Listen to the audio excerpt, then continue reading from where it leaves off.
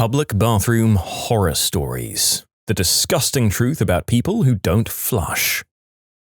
Okay, I did this once because I had no choice. I had to be somewhere early for work that was 1.5 hours away. So I was driving this whole time, before sunrise, drinking a coffee. A little nervous for this work thing, and now I have to go real bad. I find a random Denny's and I run straight into the bathroom. There's only one stall. I lock the door and turn to find somebody else has clogged the entire bowl with paper and their own butt-borne monstrosities. I proceed to push out this ridiculous soft-serve mountain on top of the soggy paper platform, like a McDonald's ice cream cone, but with number 2.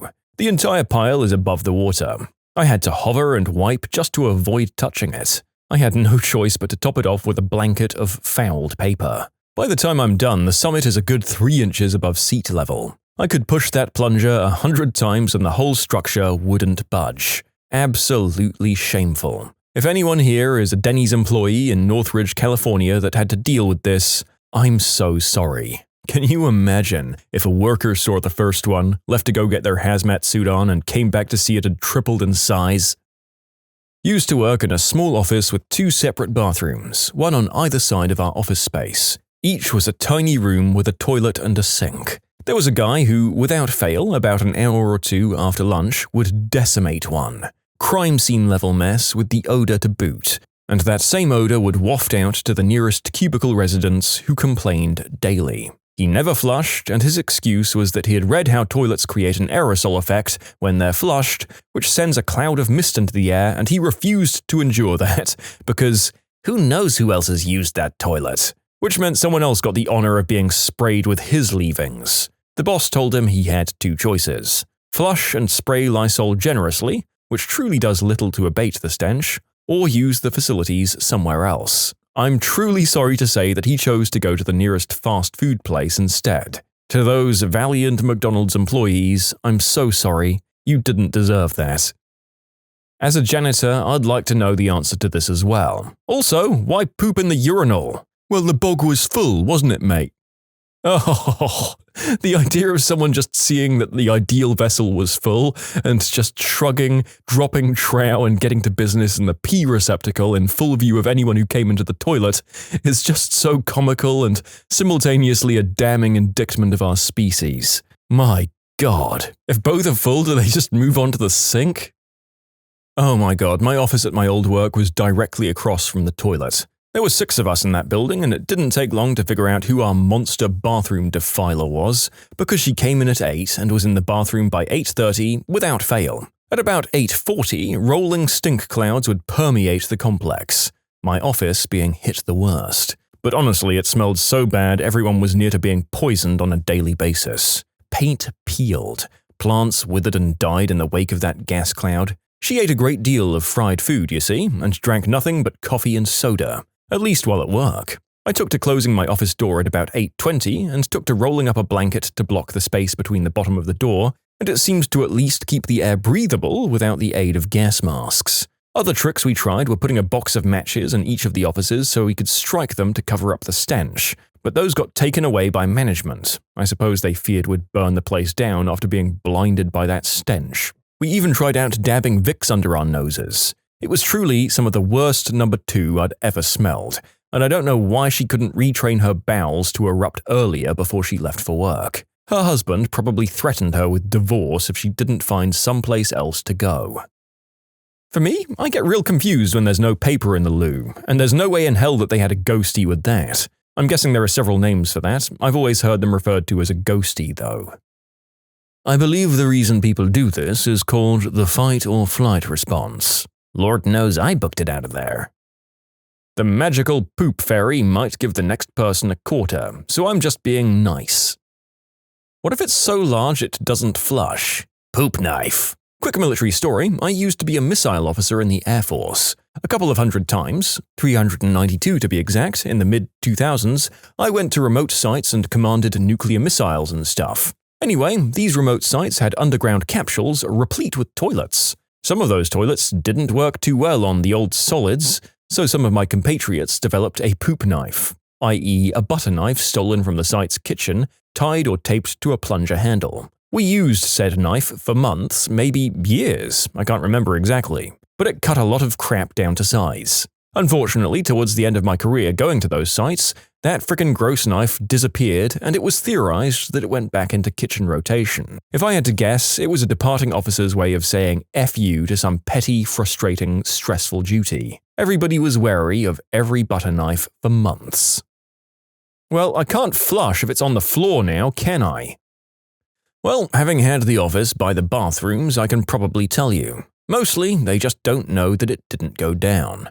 Epic filled bowls take more than one flush, and some people's mothers didn't raise them to check their flush. They just get up, hit the lever, and hopefully wet their hands and then leave. Other people clog the toilet. In my case, we had a plunger, but many bathrooms just don't for some ungodly reason. And even in our case, which is the toughest case you've yet to face, many people just leave because they don't know how or don't want to deal with a clogged toilet. And again, I blame bad parenting.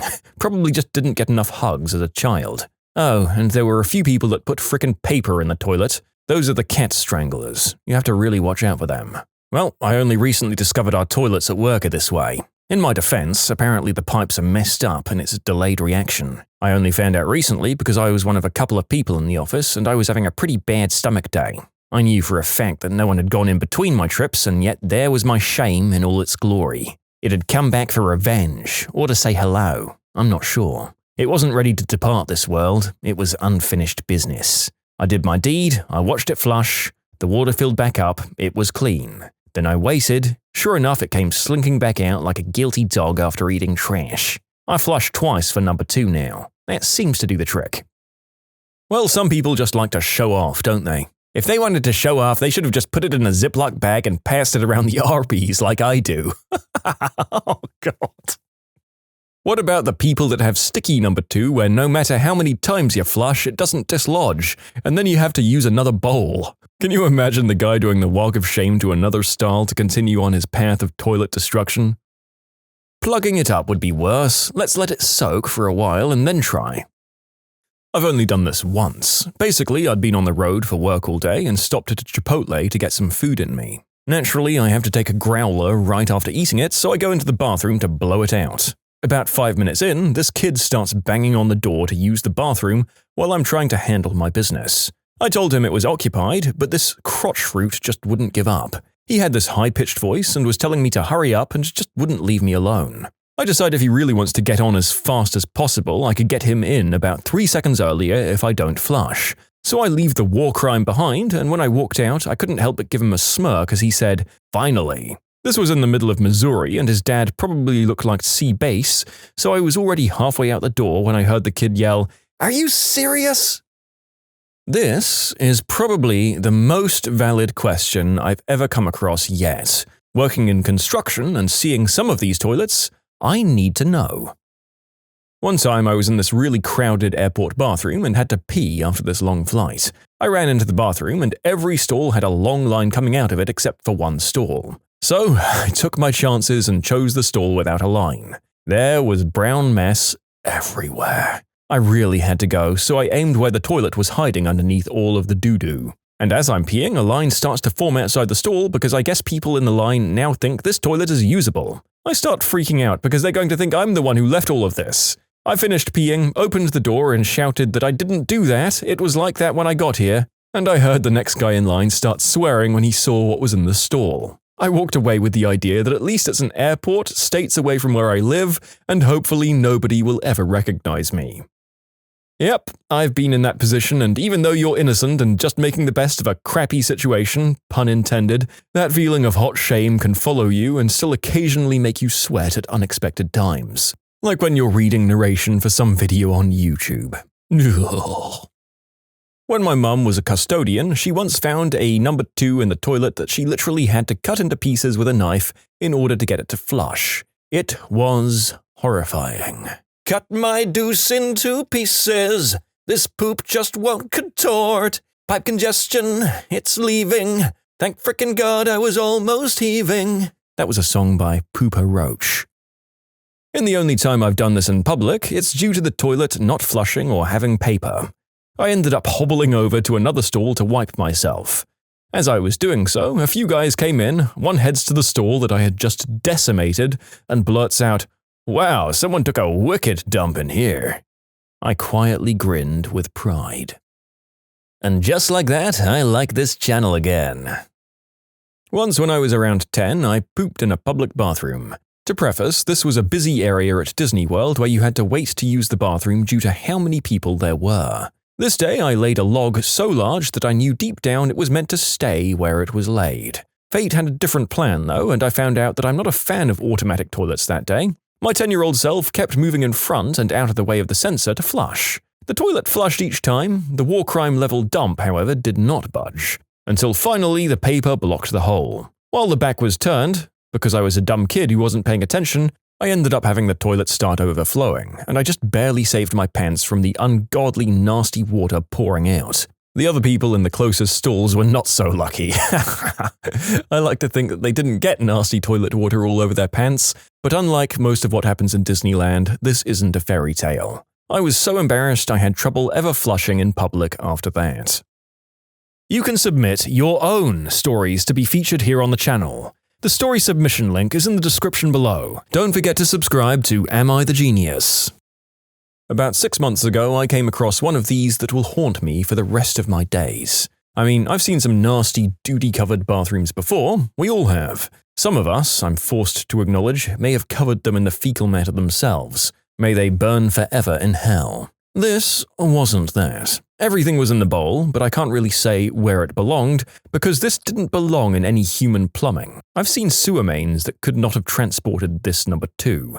It was massive. We're talking the goat se.cx guy must have stopped there massive. It was fully as large around as my calf, and I am not a small guy. I stopped, horrified, and then lifted my arm before me, palm up, and looked at my forearm before looking back into the bowl. Again, it's not a small forearm, but it looked like a small forearm that day. If that thing had been inside of me, I wouldn't have been able to walk. Had it wanted out of me, I'd have had to dull the poop knife enough that it could be applied internally. It led from just below the rim of the long-bowled, king-sized toilet right down to the drain, which it did not enter even a little because it would not fit. I can still see it in my mind's eye, and I wish I couldn't, believe me. It looked like something you might pick up while camping to throw on the firebed, fully expecting to have coals remaining in the morning. I slammed the door of the stall and backed away, and then, I'm embarrassed to admit, I stepped forward again and reopened the door, not believing it would still be there, because I must have imagined it.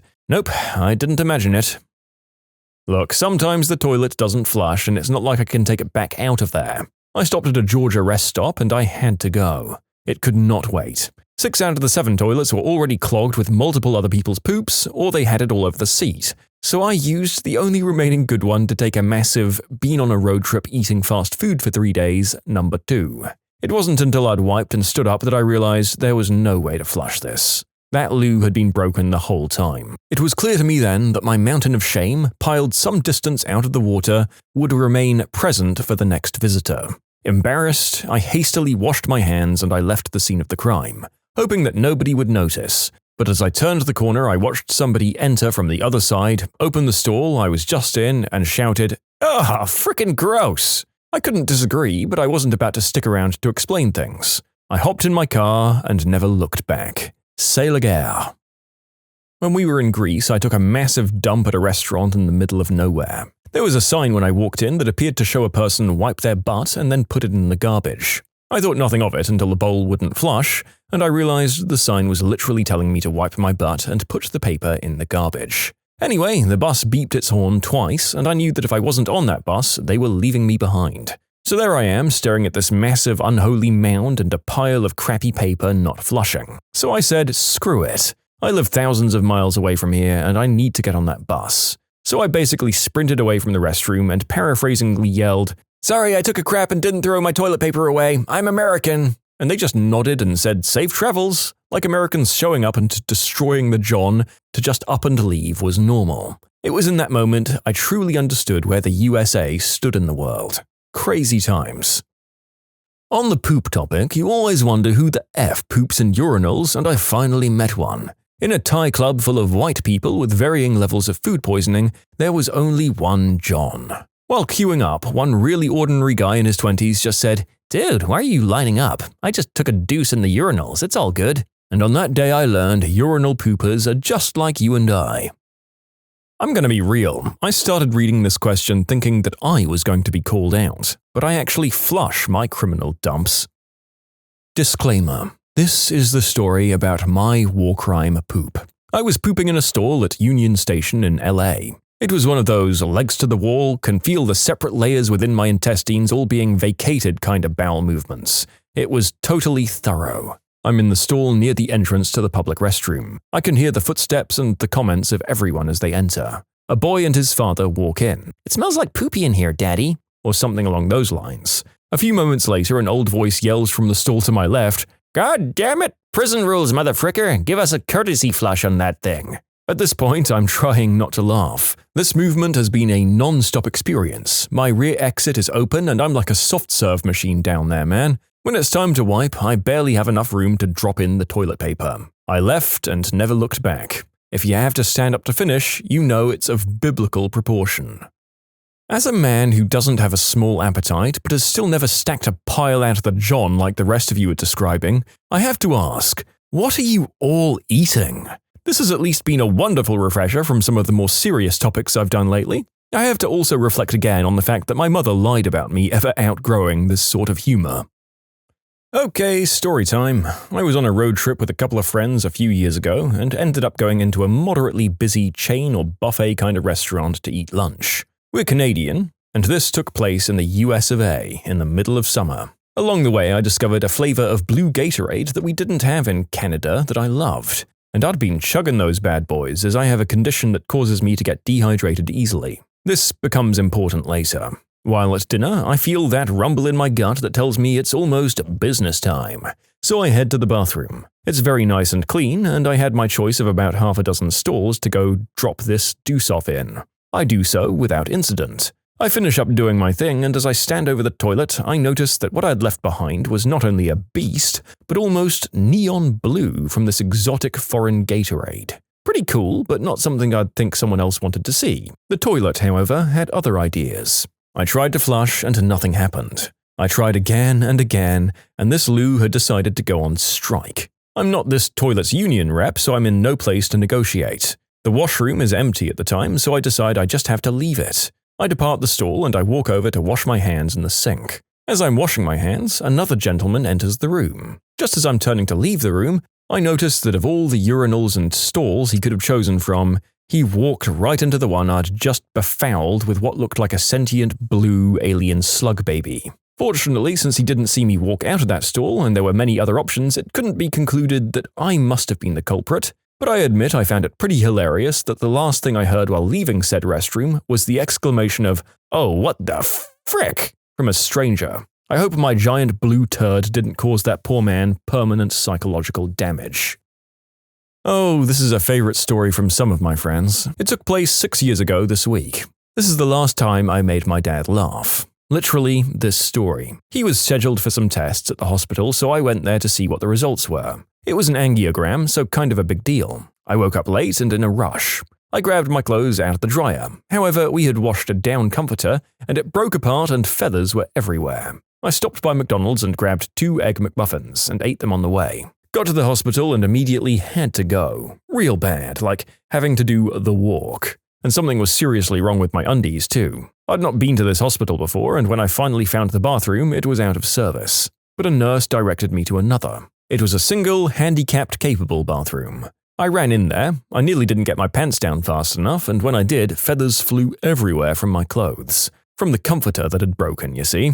Clumps and clumps of feathers, and then the explosion of liquefied Egg McDeath muffins came out. Saying it was bad is an understatement. I wiped and stood up to survey the damage. I was not prepared for the sight. There was crap and feathers frickin' everywhere. It looked like somebody had crapped out a gosh darn chicken. It was a sight to behold, and I thought, what would I think if I came across this? I'd wonder what the frick had happened forever. And so I decided that someone else should have that honor, to come across something that looked like an emu turd golem being born. And with that, I left it. I had a customer years and years ago. She hated me, and I never really knew why. I was polite, eager to help, but not obnoxious. My boss theorized it was because I was a kid. Mind you, I was about 21, but looked about 15. I found out she worked as a cleaner for public toilets, and that included a local one. One day I was serving her at the register and she was paying cash. Instead of handing the money over like a decent human, she tossed it and waited for me to pick up the coins. I picked up the coins and smiled, asking if she was okay, and I brushed it off as an accident. On my lunch break, she did it to the local cafe worker, a girl who was around my age. I asked around and, yep, she did this to all the kids who served her. So I did what any mature 21-year-old would do. I worked in a pharmacy, so I bought some laxatives and waited until after my shift. I went to the local public toilet that I knew she cleaned and I let out the biggest, wettest, most cramp-induced doozy that I'd ever done. It hurt, and I swear I lost a few kilograms. I pulled out a Sharpie and I wrote in the cubicle, "Treat us with respect," and then, "You throw money, we throw crap," and so on and so forth. I did a stakeout. I was a distance away in a parking lot and I waited, ate some Maccas and waited some more. At around 7:30 or 8, she arrived in her glorious uniform and her trolley of goods. She went in and came out and choked. I laughed and laughed. She was in there for close to an hour. The next time I served her, she was timid.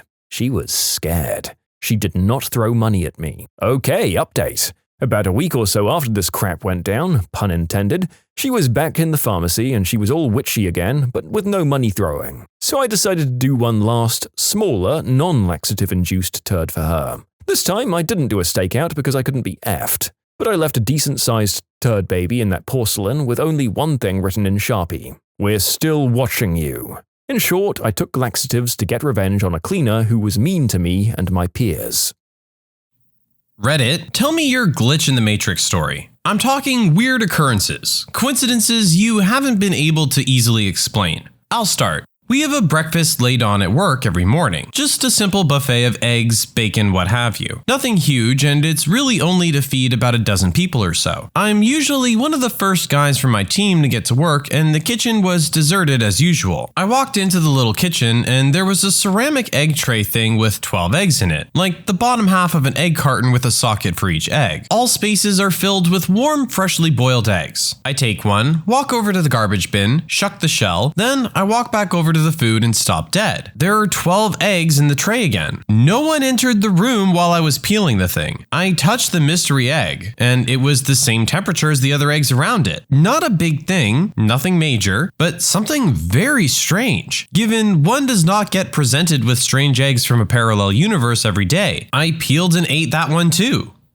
When I was around 20, a few years ago, I kept having dreams about a woman with long black hair named Aurora. They were different dreams, but for some reason, her distinct face and name always ended up in them. It got to a point where I would wake up frustrated and confused, trying to Google her name or find out how I was connected to her. After a few months, she stopped showing up and I dismissed it, thinking my brain was just being a scumbag. Fast forward a few years later, Halloween 2009. I'm in the car with a friend stopped at a gas station. I'm about to pull out and merge onto a highway when I get a phone call from a random number. So I stopped the car, but no one answered. There was a person behind me who grew impatient, honked at me, and then swerved in front of me instead of waiting for 2 seconds for me to move. Second they get on the highway, some silver Civic loses control of their wheel and crashes into the car that swerved in front of me. I called the cops and waited at the gas station for them to come. Turns out the drivers of both cars had died. It 100% would have been me if I hadn't have gotten that phone call. Called it back a few hours later out of gratitude and curiosity. Rang 3 times and went to voicemail. "Hi, you've reached Aurora. Please leave your name and number." Never had goosebumps like that in my life. Called it again the next day because I was that confused about the whole situation. Some woman answers and we get to talking. I tell her my entire story including the dreams I had. She tells me she doesn't know how I got her number and that she never called me as far as she remembers. Weird. Ask her if she has a Facebook to confirm if she is in fact the woman in my dreams. Check her Facebook? Holy crap, it's her. If that's not a glitch in the Matrix, then I'm just crazy. This happened about 15 years ago. I called my friend up and he wasn't home, so I left a message on his answering machine. I said, "Hey, it's me. Sorry I missed you. Call you later. Bye." And then I hung up and left the house. I made no other calls. Later that day, he called back and says, "Wow, that was quite a message you left. Who was that girl you were talking to?" I was like, "What are you talking about? I wasn't talking to any girl." Well, as it turns out, the message didn't end after I said bye. I had to go over to his house and listen to this message a few times. seconds. After my initial message that I did leave, there was a slight pause and it continues for another 30 or 40 seconds or so of me talking to some strange girl. It was my voice, but a conversation I never had with a girl whose voice I didn't recognize. You could compare it to the message I know I did leave, and the two voices were indistinguishable. Not just the voice, but, talking mannerisms. It was my voice. Also, references to my occupation and activities were the same. Basically, in this conversation, I was talking to this girl about going skiing, but I had to go down to my shop and work on a car first, which totally correlated to me. Then the message just stopped. It was recorded on one of those digital answering machines that recorded the message to a chip, so there was no tape I could have taken and had analyzed. Unfortunately. Also, neither I nor my friend had party lines, so that's not an explanation. It was very freaky. I can't explain it. Driving home on a stormy day, I see that a side road up to the local golf course is blocked off by flashing barricades. I also spy a Mercedes parked past the barricades with its hazards on. I stop and walk up to the car to see if they need any help. I'm an EMT. I shine my light in the back seat to see a man slumped over, apparently asleep. Thinking I've got a few drunks, I move up to the driver window and rap on the glass and shine my light in. The driver is sitting bolt upright, unmoving, staring straight ahead. My window rapping or light doesn't cause him to blink, flinch, or move. I look over and the passenger is slumped forward onto the dash. This begins to creep me out. I call down to the sheriff's station and request a unit to come up to my location to help me check them out, since the doors of the car were locked. While on the phone, I walk back to my truck to get my go bag. As I'm on the phone with dispatch, she asks me to get a license number for the car, just as a massive truck comes rumbling down from up the closed road. I move to go around the truck to get the plate number, and the car's gone. I talked to the driver of the truck and he said there was an 80-foot tree down across the road and that he didn't think it'd be open for a day or so. The question is, where did the car go? Tree up one way, barricades down the other. It's kept me a bit unsettled when stopping at accidents and hazards since then. This happened to me in the 3rd grade, and it scared me so much I started crying and had to go to the office to talk to the principal about it. I was in the hallway for misbehaving, and my neighbor, Tad, a year younger than me, came walking out of a class to my right, passed in front of me, and headed down some stairs. We said hi to each other. About 20 seconds later, he walked out of the same class, passed in front of me, and headed down the stairs. I just stared at him, confused and afraid, and he looked back like, "Why are you looking at me like that?" I never realized how much it was like the Matrix deja vu. At 12 years of age, my mom let me stay in the truck as she went grocery shopping. As I wait, I see an old guy walking towards the truck with an indescribable look at me as if I know too much. He stops 5 feet from the truck, looks at me for a couple of seconds, and heads back the exact way he came. It was rather traumatic for some reason and very confusing at that age. 5 or 6 years later, my dad was showing me home videos of us at Yellowstone. At Old Faithful, I noticed the same guy, same look, same clothes, peering at us on camera and at me through the TV. I'm freaked out just telling this. At a friend's place back in 2008, when we were all teenagers, we had a cool shed at a friend's that we'd hang out in every weekend. It had 4 sets of bunk beds, tables, a fireplace, TV, fridge, etc. The whole lot. One night, we were all hanging out in there when I decided I needed to use the bathroom. I walked out the front door of the shed and started walking to the right where I stopped. Now, let me explain the layout here. As you walk out of the shed, his house is to the left, and to the right is where we all parked our cars. Further out, you're left with empty fields and trees. It was dark by now, the lights from the house illuminating the space between the house and our cars, but trailing off just past them. As I took a step to the right, intending to go behind the cars to relieve myself, I saw my friend's older brother standing there. I watched him for a good 5 to 10 seconds as he stood there, facing into the darkness. He then proceeded to walk behind a couple of trees and a car before he disappeared. Confused, I walked back into the shed and asked my friend what his brother was doing by the cars. The conversation went as follows. "Hey man, what's your brother doing by the cars?" "What do you mean?" "He just walked off behind the cars." "I'm right here." I looked over and there his brother was, sitting down on one of the chairs with a drink. He was wearing the exact same clothes I saw him in, and the only way to get into the shed was through the door that I was standing in the way of. To this day, I have no idea how it happened at all. I'm guessing I was just seeing things, but the fact that I watched him walk around for a good 10 seconds has always puzzled me. I've never had anything else like this happen.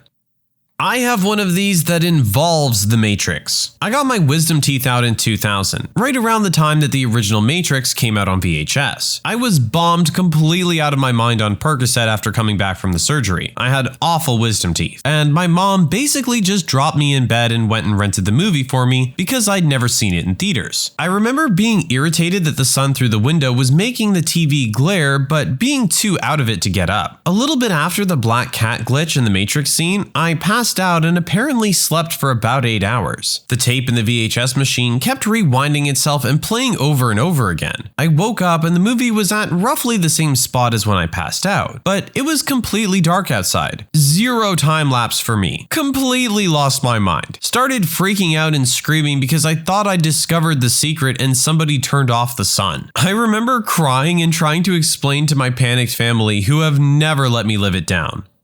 I think the strangest glitch I found was back when I was in high school. I was talking to a friend on the phone, describing a dream I had about an ice skating rink, and then he starts to describe the rest of the dream to me from the opposite point of view. It was a while ago, so I don't remember everything, but we both described the scenery, what the people were doing, etc. It really freaked me out when it happened.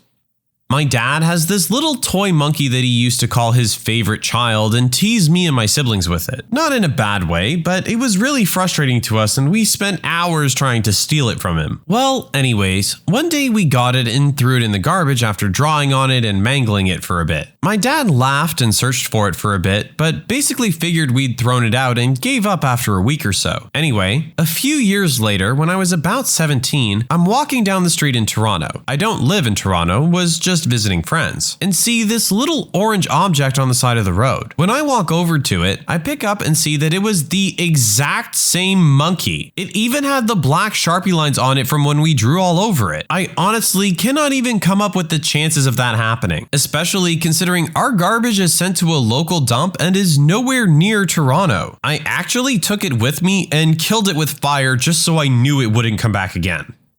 I had a friend in high school. Let's call him Bob. Bob was a very nice fellow, and while we weren't that close, we had similar tastes in music and we'd share CDs. This is the late 80s, way before file sharing. Anyway, we eventually graduated and I moved several hundred miles away to college, and we lost touch. When I left for college, I had one of Bob's CDs still in my possession, Beat by King Crimson. Fast forward 10 years. I'd graduated college and was knee deep in my career, and finally saved up enough money and bought my first house. In the new house and while unpacking, I see the CD in a box. Hadn't noticed it in many years and thought, gee, I should really track down Bob and return this. Right then, the doorbell rings. It's Bob, and he says, "Hey, you wouldn't happen to still have my King Crimson CD, would you?" I look down, I'm holding it in my hand. I hand it to him and his mouth drops open. Mine probably already is. We exchanged pleasantries and I probably asked him how he found me, but I no longer remember. He eventually takes off. I haven't seen Bob since. I was a satellite installer and I was driving between two small towns in North Carolina, Statesville and Taylorsville. It's about a 20-minute drive of a perfectly straight 2-lane road with pretty much nothing but trees on either side. It's the middle of the day and I'm driving along listening to Howard Stern on Sirius when all of a sudden I go from wide awake to falling asleep, meaning 1 second I'm normal and a second later my head is drooping down and eyes closing. And what snaps me out of it is my car bounces like it just hit a speed bump, but I'm still in the middle of the road. Howard Stern is still in the same sentence, but my GPS signal says it's lost. And then I hear recalculating. And when it comes back, I realize I'm about 12 miles further down the road than I was, and I'd missed my turn by 5 miles. My immediate thought, even though I consider myself a level-headed atheist, was that I fell asleep, hit a tree, and died, and was now in some weird afterlife. It was such a strong feeling that I drove to the nearest gas station, got out,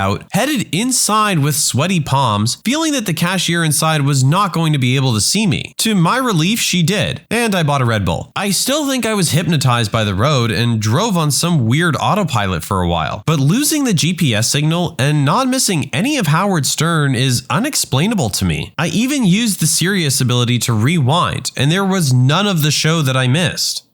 I used to work in a building that had 3 levels of sub-basements, with the piece of lab equipment I typically worked on in the lowest basement. I had the only key. There was a wired phone in there, and I did work late some nights, but not this night. I was sleeping alone in my apartment when I woke up to a call on my cell phone from my girlfriend at 3 a.m. She was in hysterics, asking why I scared her. Apparently, she received a call from that basement phone just a minute earlier, with someone who sounded like me slowly repeating her name, until crackling and fading out. My apartment was 10 miles away from work. I thought she was lying, but I saw the 3 a.m. call from the basement phone logged on her cell myself. Still freaks me the heck out.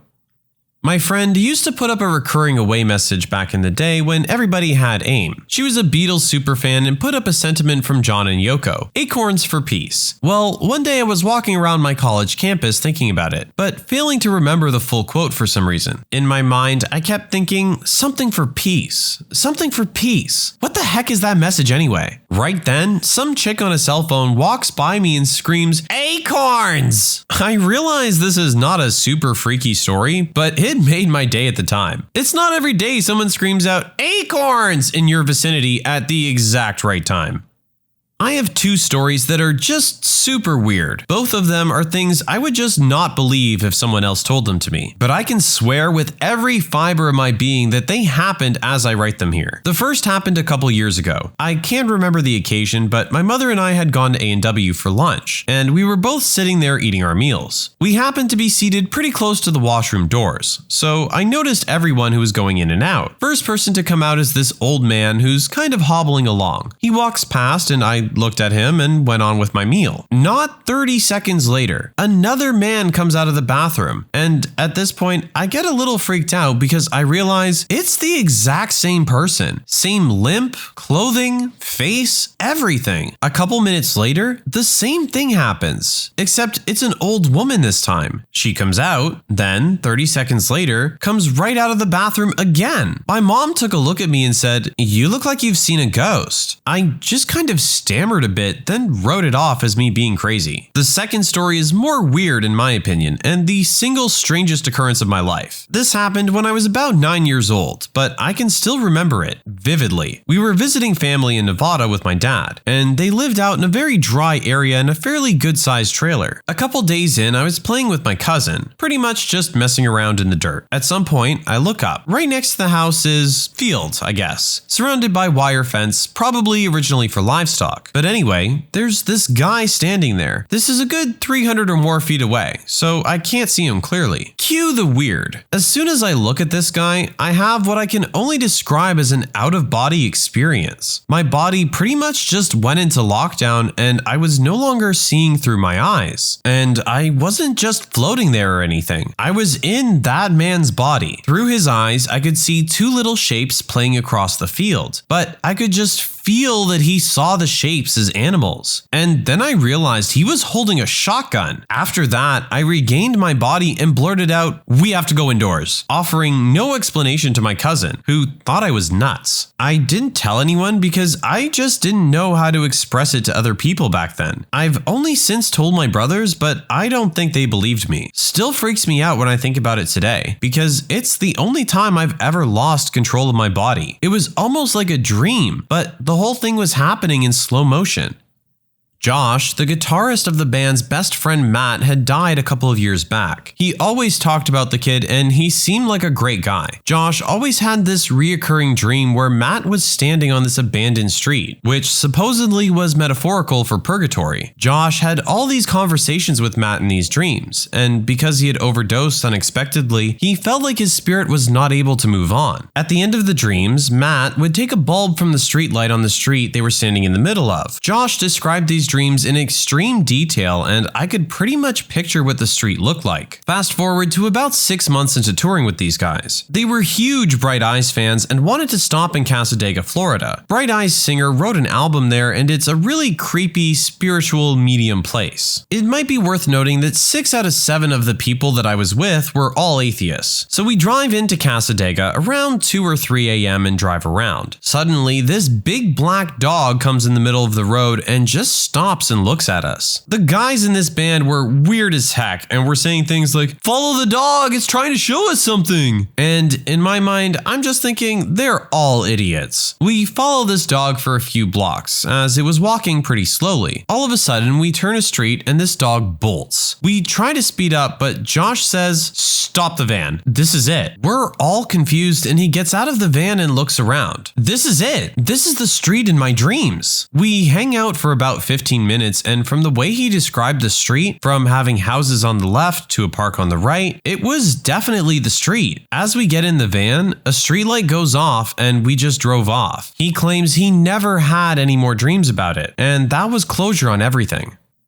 My dad used to get up around 3 a.m. every morning for work. Starting at a very early age, I would wake up on my own and wander downstairs to see him before he left. One morning, when I was about 4 years old, I made it to the bottom of the stairs and noticed that the front door was ajar. I opened it up and saw my father in his favorite work shirt making his way down the driveway to his truck in his typical work outfit, plaid shirt and dickies. I swung the door open wide and yelled for him to come back for a hug before he left. He slowly turned around and just stared at me and started walking back towards the house. He was looking so strangely at me that it started to scare me, and I began crying and asking what was wrong. Just as he had almost reached me, a pair of arms encircled me from behind in a big bear hug. I turned my head to see my understandably freaked out father staring at his doppelganger in the same outfit. The double took one look at my dad and ran down the driveway. Meanwhile, my dad yanked me in the house and locked the door. Weirdest morning ever. Never did quite figure that one out. I would not trust my 4-year-old memory of the event if it wasn't also witnessed by my father. He won't really talk about it to this day, but my mom has told me that he called out of work and she spent the day reassuring him he wasn't a nutcase. I was in class one day, sitting in a group of 3 people, including myself. We were talking and my friend dropped his pen on the desk. I saw it stall in midair for a second, then drop on his desk. My friend asked, "Did anyone else see that?" All my friends saw it, and it was the weirdest thing I've ever seen. To this day, I have no explanation for it. It wouldn't be a big deal if there weren't 3 of us that witnessed it happen. Runaway brides of Reddit, what's your story? What was the final straw? How last second did you leave? On my 18th birthday, my boyfriend proposed to me at my party, in front of all my family and friends. I said yes mostly because I was too embarrassed to say no. We'd been dating for 2 years, but I was just about to start university. I wasn't ready at all. I asked later, when we were alone, if we could have a long engagement, at least a year or 2, and he agreed. We told our families and friends we would be waiting to get married. Less than 3 months later, his mom and my mom took me out for lunch and decided to take me to look at wedding dresses, because it's never too early to start planning. When I saw a really lovely dress that was on sale, my fiance's mother insisted on buying it for me. Their family was quite wealthy and had money set aside for all of my fiance's milestones: education, first car, wedding, etc. She told me they were happy to cover the major costs as they were the ones who wanted a big wedding, and I joked I could pay her back in grandchildren. A few weeks later, his mom introduced me to a friend who was a florist. Next thing I know, I'm looking at bouquets and discussing table arrangements. Then my fiance starts talking about venues for our wedding, saying we need to start planning so we can find the perfect place. By this point, I'm truly panicking. I'm just a few months into university. I haven't even fully decided what I want to do with my education. Now I'm choosing venues for a wedding that's supposed to be years away? A wedding that's suddenly looking like nuptials of a minor royal? I tried talking to my fiance, but he just wouldn't listen. We saw a venue we liked, but they had no availability for almost 2 years.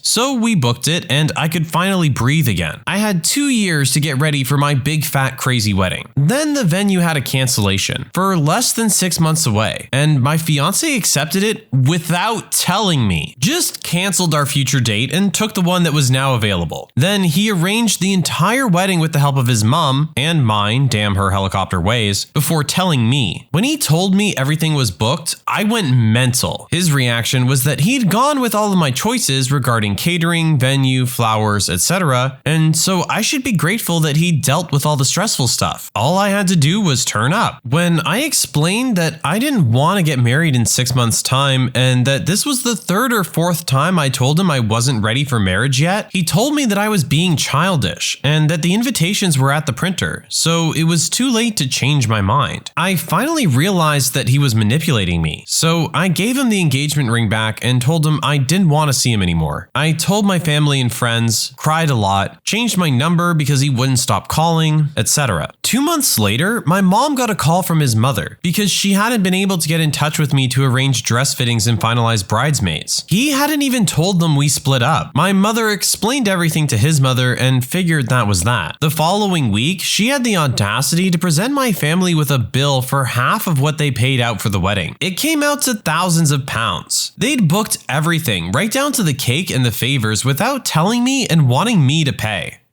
My friend met a guy and within a week they were engaged. He was in the military and ghosted her about a month after proposing. 6 months later, he turns up and starts working at the same place as her and acted like he didn't even know her. Does that count?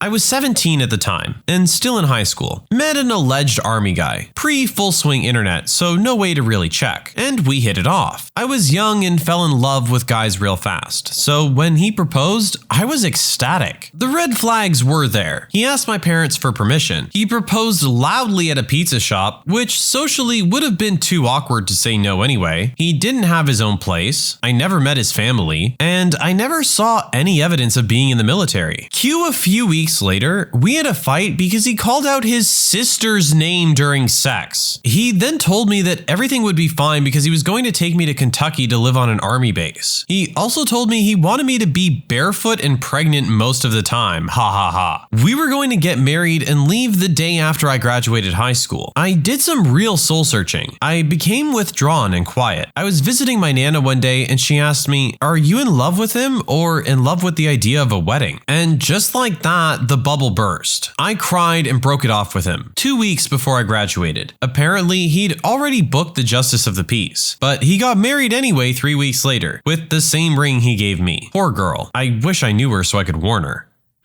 Had a friend that didn't know she was the bride until she was halfway down the aisle. Her parents had arranged a marriage for her, common in her culture, and had told her that the family had all been invited to a cousin's wedding. My friend was told everyone was going to be wearing white for whatever reason. I don't remember. They arrived at the church just before the bride was scheduled to walk down the aisle. My friend, thinking they're late, wanted to slip in and stay in the back. Her father, however, takes her arm and they start walking up the aisle. It isn't until they're halfway up that she stops and realizes everyone is looking at her and smiling and crying tears of joy. She turned to one of her aunts in the pew next to her and asked them who was getting married. The whole church went silent, and then the aunt looked at my friend's father and said, "You can't be serious. You planned a wedding for your daughter and just expected her to go along with it? Have the two of them even met? Did you seriously think this would work?" The whole room was then chattering about them, and the father just cleared his throat and told his daughter to keep walking. Luckily, the aunt grabbed my friend first and pulled her into the pew, pushed her past the row of people, and they both ran out of the church. Her parents disowned her after that, and she moved in with that aunt. At least she had one person in her family who was looking out for her interests.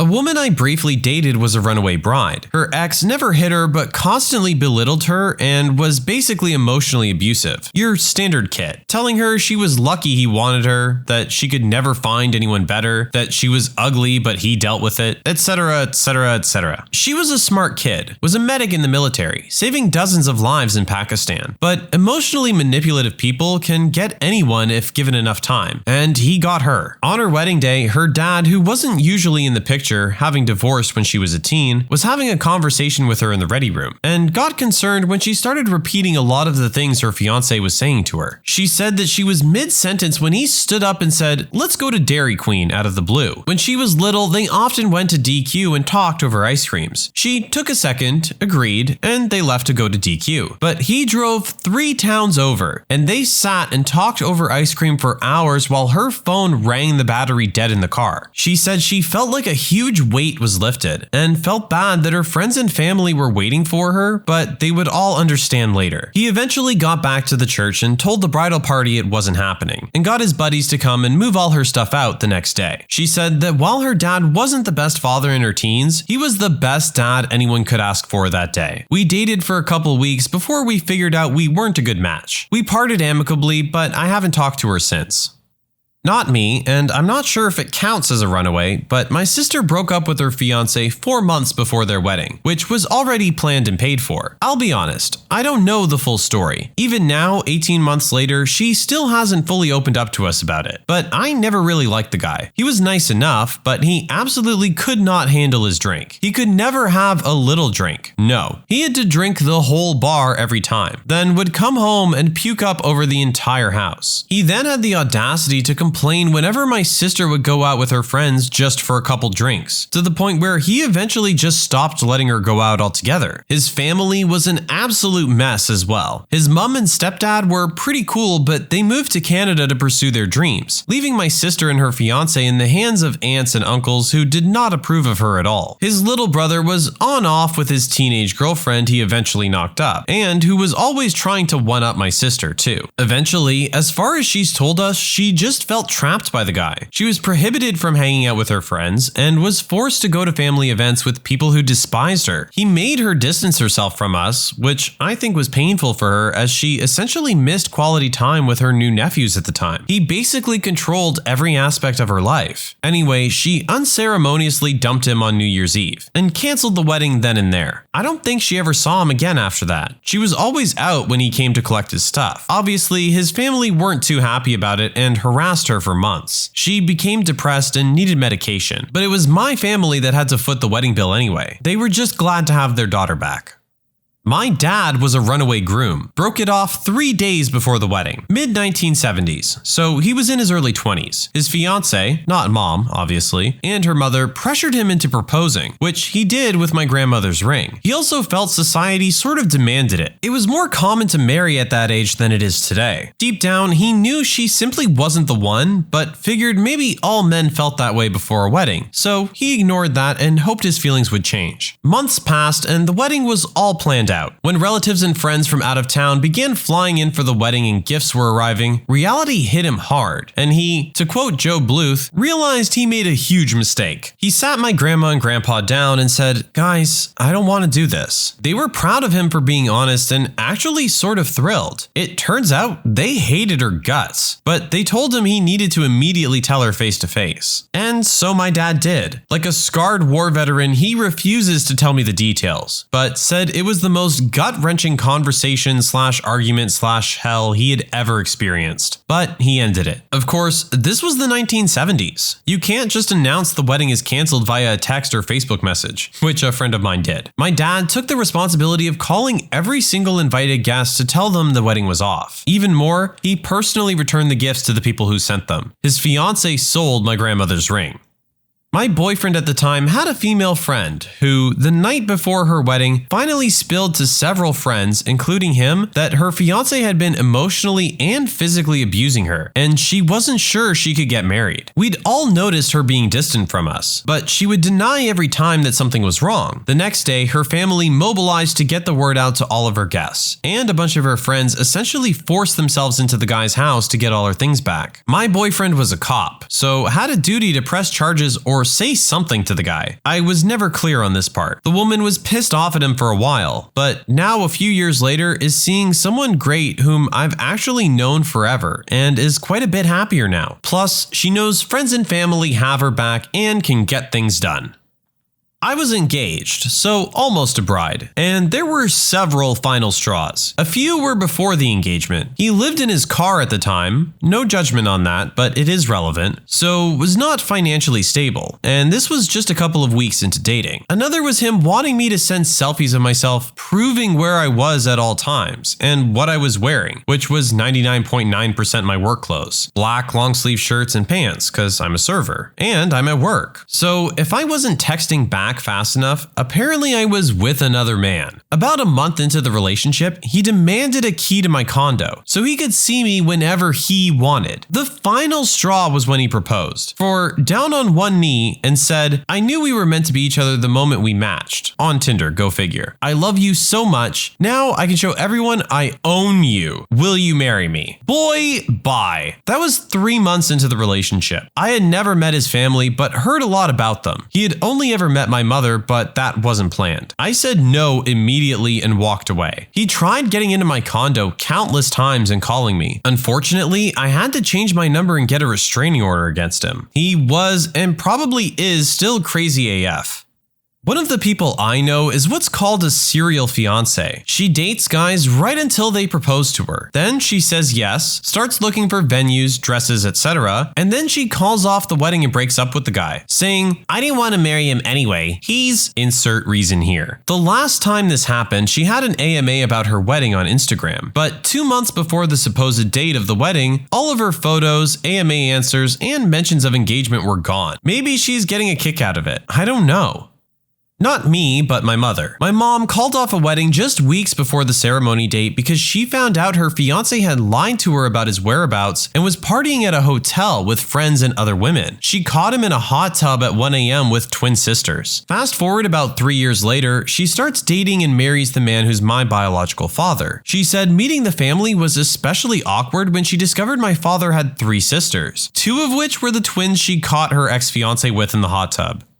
Years ago, I was a single mom, working hard but not getting ahead at all. Met a good guy type, architect, good sense of humor, etc. We dated for about a year, then got engaged. Then the unthinkable happened, and this is where I'm the jerk in many people's minds. He was in a horrible car accident, broke both of his femurs and his back, about 10 months before our wedding. He was a diabetic as well, so his healing was significantly delayed. He ended up confined to an electric wheelchair, and since his legs were in casts from hip to ankle, his legs had to be extended straight out in front of him at all times. I really tried to stick by him, but he made it impossible. He did nothing but complain and moan about every single thing that the doctors told him. Refused physical therapy, would not take his medication correctly, did not cooperate with wound care, wouldn't take his insulin correctly, all the things that make for a horrible patient and even worse person to be around. He managed to get addicted to the narcotics, sleeping pills, and Xanax as well. Through all of this, our wedding planning was still happening, mostly by his family. He was moved from the hospital to a live-in group home where he only declined. Wearing pants was difficult, so he wore nothing on his bottom half for months, just happy with a bedsheet over his lap. No matter what, his moods were totally uncontrollable. He became violent and so verbally abusive. One evening, he missed the final Jeopardy question and threw his open urinal at me, even after the doctors had insisted that he had to start bending his legs. He absolutely refused. Nope, not gonna do it. Fast forward to my wedding day. The staff at the group home went balls to the wall to decorate the backyard and make this day so special for everyone. It really was lovely. Our families were gathered and seated and the pianist was playing and my dad was by my side. They opened the door for us to start down the aisle and there he sat, with his legs straight out and hospital socks sticking out under a blanket. I froze. Told my dad I needed to go back in the house. Once we were out of earshot of everyone, I told my dad I couldn't do this. I'm so sorry. My dad simply smiled and said, "Thank God." He signaled for my kids to come to the side, loaded them and me in his car, and we drove off. We ended up moving a state away, closer to my family and thriving. The groom did end up in and out of several facilities and has never left the wheelchair. I realized fully that he was suffering from the type of physical, emotional, and mental pain that I will never comprehend. But I knew that I could not raise my kids in that type of environment, and my first commitment was to them. I went on to finish my own degree, and my kids are now adults. No one has thrown urine at me since.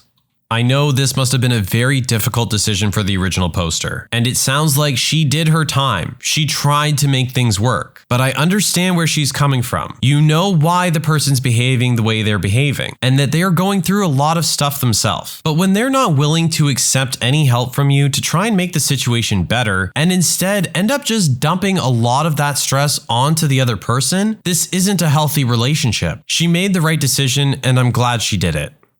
I was almost the runaway bride, and I regret not making that decision. Dated my high school sweetheart for almost 2 years before the jealousy became overwhelming. I broke up with him a month after we graduated, but we were going to the same college and met up again that fall. I found myself pregnant by that October and was kicked out of my Catholic home. His parents let me stay with them, but we could no longer live in sin and had to be married. I didn't want to go back to living in my car, so I agreed. My parents wiggle back into my life before the wedding. Fast forward to the day of the ceremony and the music begins playing. I stand to start walking down the aisle. My dad takes my hand and says, "You know, you don't have to do this. You could just come home with us." WTF? Could he have mentioned this an hour, a day, a week before? I've always hated drama and didn't want to be that person. So I just said that I couldn't, and I got married. My ex was controlling, manipulative, and how abusive he was had become much less subtle since I became pregnant and turned overt when we moved out of his parents' house a year later. I ran when he nearly hit our baby's skull with his shoe, which he threw because he'd found something in the carpet I didn't vacuum properly. Yeah, I totally should have picked the runaway bride option.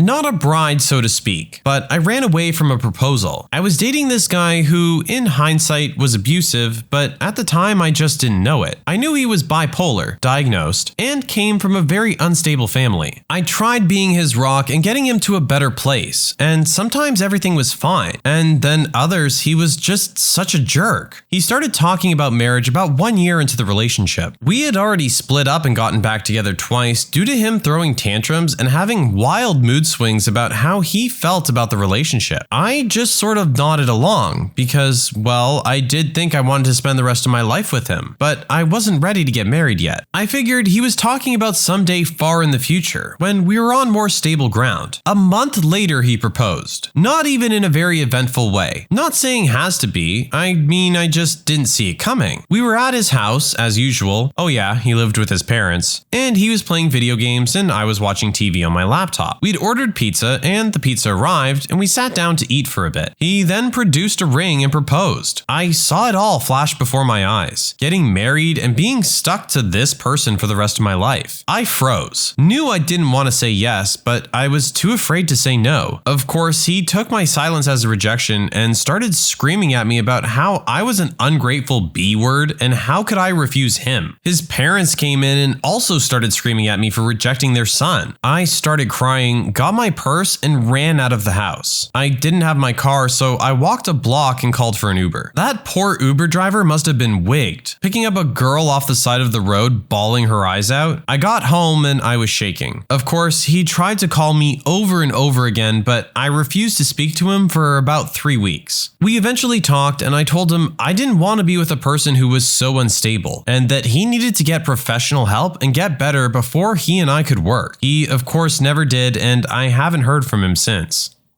We'd been together for 6 months when he proposed. We were both young at the time and weren't even living together. My gut told me right away that it was too soon, but I said yes anyway and went along with it because I thought he loved me and I loved him. I really thought that we could build a nice life together. I made it clear that I wanted to wait a while before we actually got married, but he was keen to speed things along as fast as possible. I didn't even want to tell our families about it yet because I knew they would give us grief over getting engaged so young. And only a few months of being together. As things moved along, I made it clear that I wasn't ready to get married at my age and wanted to spend more time with him before we went through with it. He sort of threw a fit and accused me of cheating on him because there was no other reason in his mind I could possibly want to wait to marry. Things started to get really toxic and I eventually left him for good. I gave him the ring back and parted civilly, but he wasn't about to let it go so easily. He was calling and texting me constantly for weeks, accused me of being obsessed with him and following him around, and I started to realize that he was not in a normal state of mind. I was scared, but it calmed down after a while and things started to get back to normal. Unfortunately, he started spreading all kinds of nasty rumors about me, about how I accused him of being abusive and was abusive towards him. His entire family turned sour towards me because of it, and it was difficult because we shared most of our friends. He ruined my reputation and my self-esteem, but it made me me realize that I really dodged one hell of a bullet by refusing to marry him. Every so often, he messages me on social media asking to get back together. I either don't reply or give him a polite but very firm no. This doesn't really matter, but it's another funny little detail. He gave my engagement ring to his mother as a Mother's Day gift, and now she wears it all the time. She has to know what used to belong to me, but still finds it to be a sweet gift from her insane son.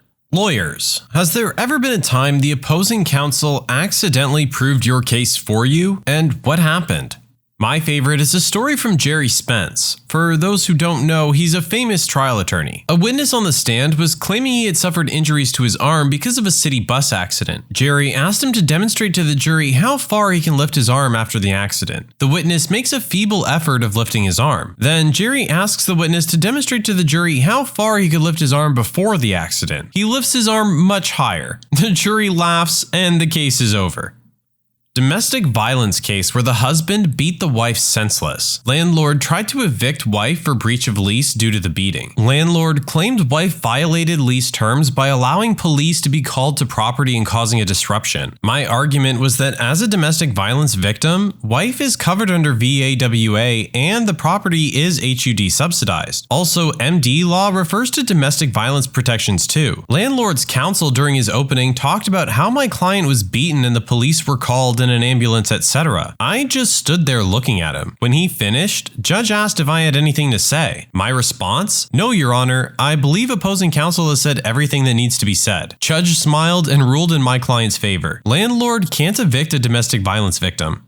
My family did foster care for a few years, and we fell in love with the last girl we took in, now my younger sister. She was required to keep in regular touch with her emotionally and physically abusive birth mom, the intention being for them to eventually reunite. This woman was a horror. Every single time they interacted, she'd spend the duration painstakingly shredding my sister's self-confidence. My parents worked hard to establish a strong rapport and a supportive environment, and she blossomed under their care. She's one of the most resilient people I know. When the state tried to return her to her mom, she didn't want to go, so my parents made a claim for guardianship. This seemed like it would be an uphill battle. Here we were, a family of randos trying to steal a kid from her rightful mom. We were really afraid that she would have to go back, and that her crappy family would systematically undo all the hard work she'd done rebuilding her self-esteem. Fortunately, her idiot mom decided to represent herself at the guardianship hearing. I wasn't in the room, but I heard the audio recording later on, and it's incredible how thoroughly this woman shot herself in the foot. Here are some highlights. She kept trying to testify while cross-examining people. Example, would it surprise you to learn that blah blah blah? The judge called her out for this like 6 separate times, and she just kept doing it. She would admit to various incidents of emotional abuse, but then try to argue that it was all justified because her daughter was being a B-word. She'd ask witnesses, for example, and wouldn't you be angry if your daughter did XYZ? Yes or no? My personal favorite and the best example of her proving our case, it is absolutely not true that I hit my daughter with a wooden spoon. I only tried and missed. I'll prove it. I can show you the mark it left on the doorframe. Needless to say, we won guardianship. My sister never has to see that awful woman again unless she damn well pleases. I worked as an intern for a lawyer. Construction laws in France are quite strict in regard to the neighboring of historical monuments. The city was denying a permit for heavy modification of the house of our clients. They were arguing that because you could see the house from the church's bell tower, modifications were impossible. As a support, they kindly linked us to a 360 picture from said bell tower. We, as kindly, pointed to them that our client's house was indeed not visible from the top of the church. Building permit was greenlit the following day. Not a lawyer, but I am a former insurance fraud investigator. We were at a hearing before the WCB. I had something like 18 hours of video spread over a 2-week period of a claimant doing roofing work. The problem for me was that the video didn't get a clear face shot. Normally, what we like to do was get in close, show the face for a positive identification, and then zoom out. Bonus if the claimant was wearing distinctive clothing that could easily be tied to him. Because of where this guy lived, all I could do was show someone who matched his description getting out of a truck registered ministered to him every morning. He wore a hat, he had a beard, and he had neither at the hearing. So the company lawyer is prepping me and basically letting me know to be on point, because the claimant's attorney is almost certainly going to challenge the fact that it is his client in the video. If the video got tossed, the case was lost. About 2 minutes into the hearing, claimant's attorney agrees to stipulate to the fact that it is his client in all of the video. All of it. Our attorney was shocked. That was pretty much the only leg he had to stand on. Claimant's attorney was incredibly smug right after this, like it was no big deal. Evidently, his strategy was to show that his client wasn't really a professional roofer since he was doing the roof the wrong way. He tried to get me to answer questions about roofing. I refused as it was beyond the scope of my work, and he just wouldn't let it go. After about an hour of back and forth over this, the judge finally said, "Counselor, it doesn't matter if your client is doing the work well. What matters is that he has stated numerous times and under oath that he cannot work. Whether he's doing it for free, for cash, or for fun has no bearing on the fact that he's doing roofing work while collecting compensation benefits which he was awarded because he couldn't do roofing work." The guy lost and had to repay a bunch of benefits. After a few of those hearings, I began formulating a list of lawyers I would never hire and ones I would absolutely want on my side. I had to go to court over a financial mess up when I was a student. Took advice from the university legal support team who said I didn't need a solicitor, so I went in alone. The judge didn't like this and postponed it for another date so I could prove I'd had more counsel first. The other party's solicitor caught me outside the court and said, "I didn't tell you this, but," and pointed out a huge error in the financial paperwork that made it very obviously come out in my favor. Went back to legal support, got confirmation that it was right, went to the second hearing alone, and got the entire thing thrown out. The other solicitor winked at me as he left. Saved me about $9K. Nice chap. I had a misdemeanor possession case I was defending. Client was driving his mom's car. He gets pulled over for playing the stereo too loud. There are pills in the center console, in a prescription pill bottle. The bottle has his mom's name on it. Client gets arrested and charged with possession of a controlled substance without a prescription. Case is obviously bull, and the dumbest DA I've ever met in my life won't dismiss. We go to trial. During closing arguments, the DA says, "This case is a circumstantial evidence case." During my closing, I slap the jury instruction on the projector and say that if a case is based on circumstantial evidence and there is one factual scenario that points to guilt and one that points to innocence, the jury must find in favor of the defendant and acquit. My client was acquitted. This seems like a really nasty move from the cop that arrested this kid. None of this needed to ever happen. When I first started, my firm had me on a case where the client claimed he lost because of ineffective assistance of counsel, basically saying that the old lawyer didn't do his job. So we prepare an argument based on not asking the right questions, not communicating, etc. We think it's going to be a tough case, but not unwinnable. Then we get the response to our complaint where the old lawyer argues that he was only ineffective because he didn't have time to prepare for the case, and only reviewed it the morning of the original trial. He had known about the case for months, by the way. The judge saw this, and during the trial, we had essentially asked, "Isn't this the definition of ineffective counsel? Not giving enough time to your client?" The silence from his side of the court was amazing. Needless to say, the trial didn't last much longer than that. Thanks, opposing counsel. I guess you were ineffective for both of you. I once had a district attorney indicate to the court that if defense counsel had included this argument in his motions, it would possibly be a valid argument. I interrupted him with the page number and heading where it was located. I was an attorney for the estate of a husband defending against claims for money by the separate estate of a wife over proceeds from the sale of a business back in 1996. Both husband and wife died in 2010. Suit was filed in early 2011. Went to trial in 2014. Wife got around 10% of the business in 1996. Husband got the rest. He had built and operated it for 35 years prior to marriage and sold it 7 years into the marriage. The whole case hinged on whether the valuation of the business in 1996 was reasonable or not. We say, you can't value a business 15 years later with all the documents gone and all the main people in the business dead or missing. They say they have enough info to show the 1996 valuation should have been higher. Opposing counsels get a big-time expert to testify that the business sold of $45 million based on a valuation, but should have sold for $70 million, and the husband hid $25 million in real estate in the transaction. We get that testimony and then realize the 1996 valuation valuation of the business was done by the same expert. This is absolutely the most perfect catch-22 I have ever seen. So now we ask, okay, so was your valuation wrong in 1996 or is it wrong now? Expert says his 1996 valuation was right based on the information he had in 1996, but his valuation now is more correct, which then bears the question, what kind of information do you have now that you didn't have in 1996? I don't know, I don't have my file from 1996. Nobody keeps documents that long. And despite this lack of records, his valuation is somehow more correct now. Judge basically said the expert was talking out of both sides of his butt and we won. When I first started practicing, I handled a custody case where my client, mom, had a problem with dad smoking around the kids. I asked him if he regularly smoked around the kids, to which he replied that he doesn't smoke tobacco, only weed in the house. Obviously, this raised eyebrows as it is illegal in my state. He then went into a long diatribe about how he only follows the law of the streets, he actually said this, and doesn't recognize the authority of the court he was currently in front of. Needless to say, mom got full custody, especially after dad was arrested for going to the court service officer's house late at night and trying to kick her door in.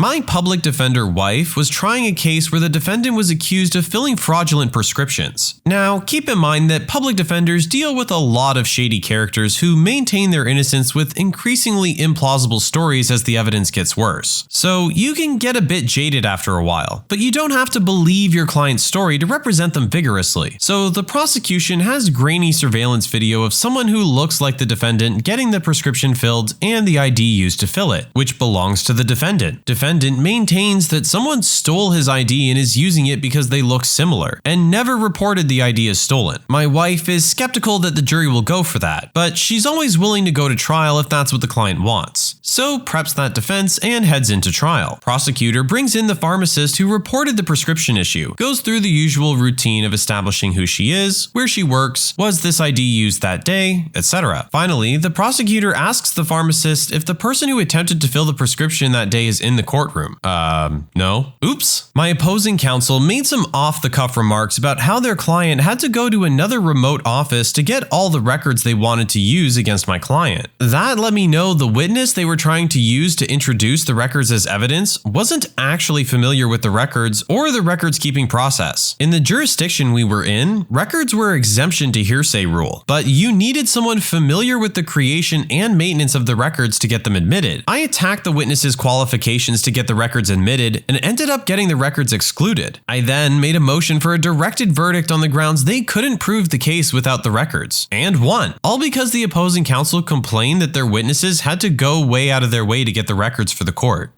I had a hearing where the opposing party offered an updated contract that my client supposedly signed, except it was a horrible copy and barely readable. Then he assured the judge that the new contract was exactly the same as the old contract, except for the party name at the top. The original contract was in his mom's name, the new one in his name, and the date of the contract itself. He made that assurance multiple times. After he exhausted himself saying how everything was the same, I pointed out to the judge that half the provisions were different and that my client had never signed that form. The judge asked if we were really accusing him of forging my client's signature, since that's a serious accusation. I held up the guy's prior conviction for contract fraud and said, "I absolutely am, Your Honor. We won. Hands down, no further argument needed."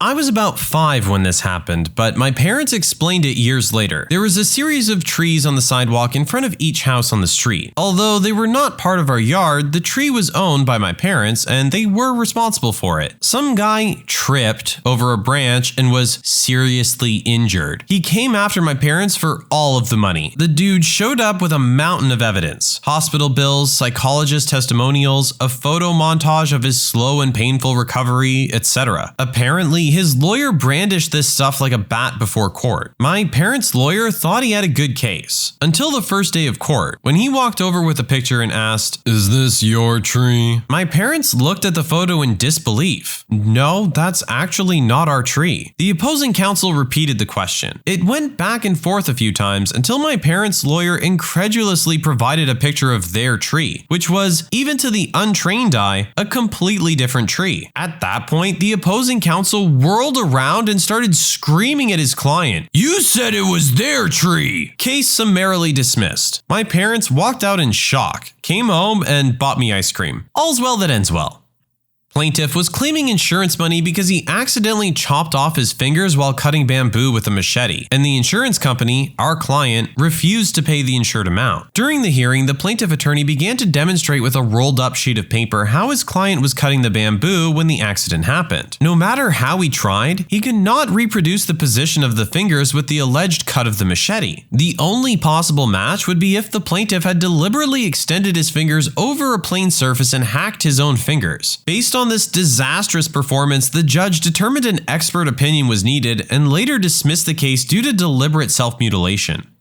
Parents were being sued by their landlord, and parents had a countersuit against him. Parents were moving across country and found this house to rent. They did a walkthrough and everything looks great. Landlord wants first, last, security, and $1,500 because they had a dog and 2 cats. Fine. It was somewhere in the $8,000 to $9,000 range. No big deal for them. They're set to move in on a Monday, so my mom flies in on Saturday to do one final look over, sign the contract, and get the key. Perfect. They are now the tenants. Monday they arrive and the house is trashed. The landlord has moved a bunch of his stuff into the garage, shed, and one of the bedrooms. There's stool in the toilet, pee on the floor, garbage laying everywhere, used condoms. I can't really do this justice, but my mom took pictures and videos throughout the entire house. She calls the landlord and tells him they are not moving in with the house in this condition. He tells her to clean the house and he'll buy the first tank of oil for the house. It was empty. Tells her to do it or he's keeping all of the money for breach of contract. A lot of back and forth happens and ton of harassing texts and phone calls from him. Court day comes and everyone's ready to submit their evidence in front of the judge. Parents have photos, texts, the contract, videos. Landlord only has a contract. But his contract is different than my parents'. He's included a section that states they permit him access to the house for his storage needs, and that the tenant is responsible for all on-site cleanup and maintenance after accepting the key. The best part was that the date of the signatures on his contract was the date they moved in, not the date my mom flew in and signed. Judge tells the landlord he's a special level of stupid, and then the judge's final remarks were about how disrespectful the landlord was to show up in shorts, a Hawaiian shirt, and flip-flops in his courtroom. He never paid a dime, then claimed bankruptcy, and started a business under a different name. 2 years later, I went to his house, let out all but 19 PSI from all of his tires, and superglued the caps on the valve stems.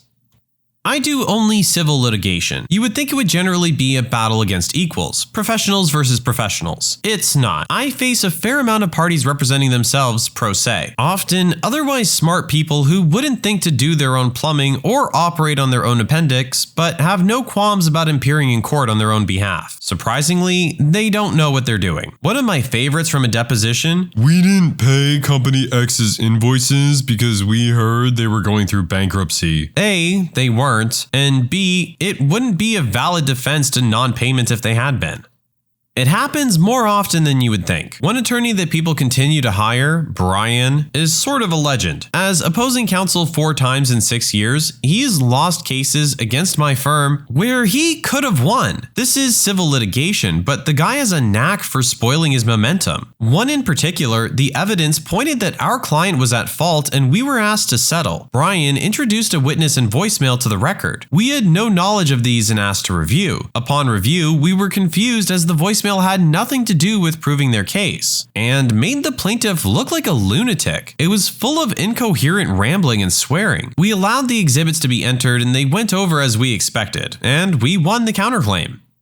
A guy ended up taking my family to court basically because he'd been dating my mother and things ended. So he then takes us to small claims court with an itemized list of everything he'd ever bought the entire family. Every cheeseburger, every Kit Kat. He even billed for things he did, like house repairs. Some of the repairs were terrible and ruined other things. He tried to unclog the sink and ended up destroying the main drain pipe for the house. Now, he had bought some more expensive things as well. No one asked him to, but he was one of the types that loved to show how much money he had and would always talk about his connections and would name drop someone anytime we went anywhere. So when he takes us to court with his full itemized list, the judge asks him to go first to present his testimony. He basically says, "While I was with them, I bought all this stuff. I took them to dinner all the time and all this, but it was the idea it would be paid back by them." Judge: you bought a child a birthday cake with the idea it would be paid back? Did you ever say that these things were loans and not gifts? Him: well, no, but I shouldn't need to. That's the normal way people think. Judge: well, that's not the way I'd think. Case dismissed.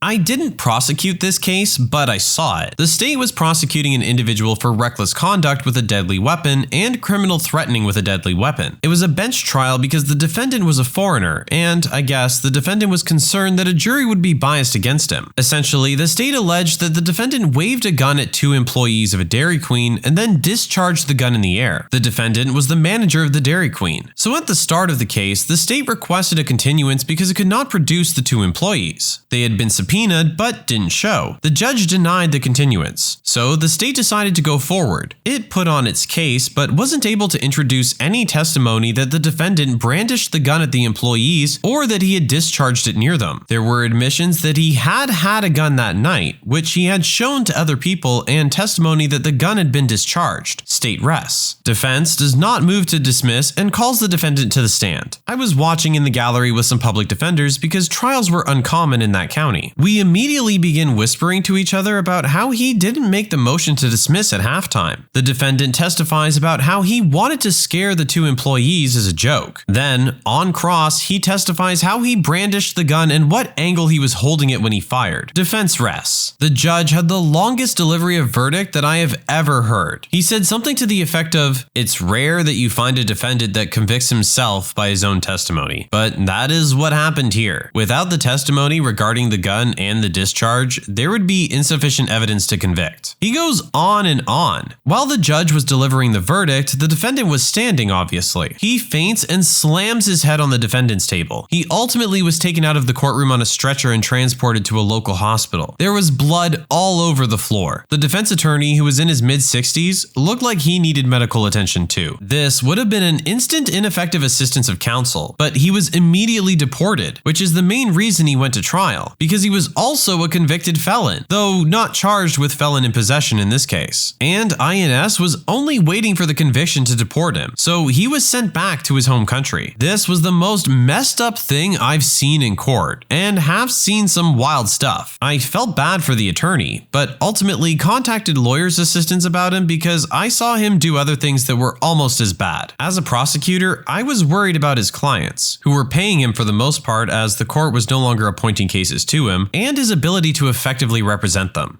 Doctors have read it? What was a symptom a patient didn't mention that was really important? 16-year-old came in with blood pressure of 60/30, pale as a ghost, tons of free fluid in his abdomen on ultrasound. Turns out he had a metastatic testicular cancer that had eroded into his aorta and was bleeding into his belly. Come to find out later, he had testicle lumps and was too scared to tell anyone. I had a guy come to the hospital who told me he had seizures every Tuesday like clockwork. This is highly unusual for somebody with a seizure disorder. It wasn't until I asked him about his social history that he told me he's a heavy drinker. I further investigated, and it turns out he binge drinks Thursday, Friday, Saturday every week, then stops cold turkey. He was having withdrawal seizures. Black stools. Folks, if you're having black poops, for God's sake, mention that sooner rather than later. This lady had been seeing nothing but black for months before she thought to mention anything. We found several gastric ulcers and a hemoglobin level that circled the drain. Medical intern here. Had a woman come to ER complaining about stomach pain. Took her full history, did the exam and vitals. She seemed fine, mild fever. Made a preliminary diagnosis of gastrointestinus and presented to my doctor. My doctor, who's female, goes to her and asks why she came to the ER for something so mild. She says because she noticed blood in her stool. The doc comes out and asks me if I asked about her stool. I did, and she said it was fine. And I asked specifically about blood. She goes back in and asks the patient why she didn't mention that to me, and her response, I didn't think it was appropriate to say it to a male intern. Turns out she had ulcerative colitis, needed a colonoscopy and long-term medical therapy and possibly surgery. Guys, when it comes to medical professionals, don't feel the need to be ashamed. I can almost guarantee they have seen or heard way worse than whatever you have to tell them. I had a patient whose main complaint was a wrist sprain. Asked how he fell, and he said he felt lightheaded and fell down the stairs. After about 15 minutes of questions about his heart and other stuff, I asked him if he's had any vomiting. He said he vomits every day. I ask if it's red, and he says it's bright red every time. The kicker is, this was his usual yearly appointment. Dude was vomiting blood every day, and not only did not go to the ER, he didn't feel it was worth mentioning at his checkup. Chest pain. Guy denied ever having chest pain. Ever. Told us he was able to chop wood and work on his land without any issues. He didn't meet any criteria for additional workup prior to surgery. During his major surgery, he had a huge heart attack. A cardiac cath showed that he basically had one very narrow coronary artery that was the only thing getting blood to his heart. His daughters, who were nurses, all swore up and down that he was healthy as a horse and never complained of heart issues. Then his black sheep other daughter arrived and said he actually had told her that he has terrible exertional chest pain every time he did anything, but that he didn't want his daughters to know because they would worry. He died a few days later. If we had known about his symptoms, he would have likely had his cardiac disease diagnosed and treated prior to surgery. I had a patient who needed a small sterile procedure done but had a latex allergy, and it was in bright red all over her chart. We used paper charts back then. We had just ran out of latex-free sterile gloves. I went in to tell her she needed to come back in a week when we got them back. Then I decided to ask what happened when she came into contact with latex. Her response? I get chlamydia. I'm sorry. What? What is this story? Is this woman serious? Did my sub-I on a level 1 trauma ED a few years ago as a 4th year med student. Homeless guy with Hep B, Hep C, and HIV came in talking about a rash on his shoulder. How it hurt, had been pretty hot out, and that was where he was slinging his bag on. Looked okay, figured it was for a sweat rash, he was really in there for food, so was going to give him some cream and a sandwich and send him out the door. Was about to leave when I looked at his chief complaint again, and it also had testicular pain. So I asked him what was going on with his testicles. Lifts up the gown, and he has a tracking abscess through his scrotal skin and through one of his testicles. It was like a worm burrowing through an apple. Oh, I guess it's okay. Ended up calling urology and infectious disease, and the guy ended up leaving against medical advice because we were making him NPO, without food, in anticipation of surgery. I'm a med student, and on my family medicine rotation, I was sent to see this woman before the doctor and get a history and physical. She was saying she was having heartburn and just wanted us to give her something to throw up so she would feel better. I thought it was odd, and so I went through some more review questions, and she said her reflux pain was extending up the left side of her neck and down her left arm, and that she'd been sweating for hours. I cut off my interview short there and went to my teaching doctor to tell him everything and what I thought. Got an EKG. Yeah, she was having a heart attack. Had to call an ambulance and get her to the ER. Had a guy who was sent in because his family was concerned about him, mainly because he was getting into a lot of physical altercations. Appointment with the patient was normal. He was able to talk himself out of most issues his family stated were occurring. And as we were ending, he said he had to pick up his other truck from the shop. I asked him, "Oh, you own 2 trucks?" He replied, "I own 5 trucks." The guy was military and only made $60 to $70K a year. Come to find out, he had bipolar disorder, and in his manic episodes, he would just take out a large loan to buy a new truck. He had almost $120K in debt in just trucks. If it wasn't for that last part of him mentioning he was getting his truck, I would have sent him home and probably never known he had a psychiatric issue.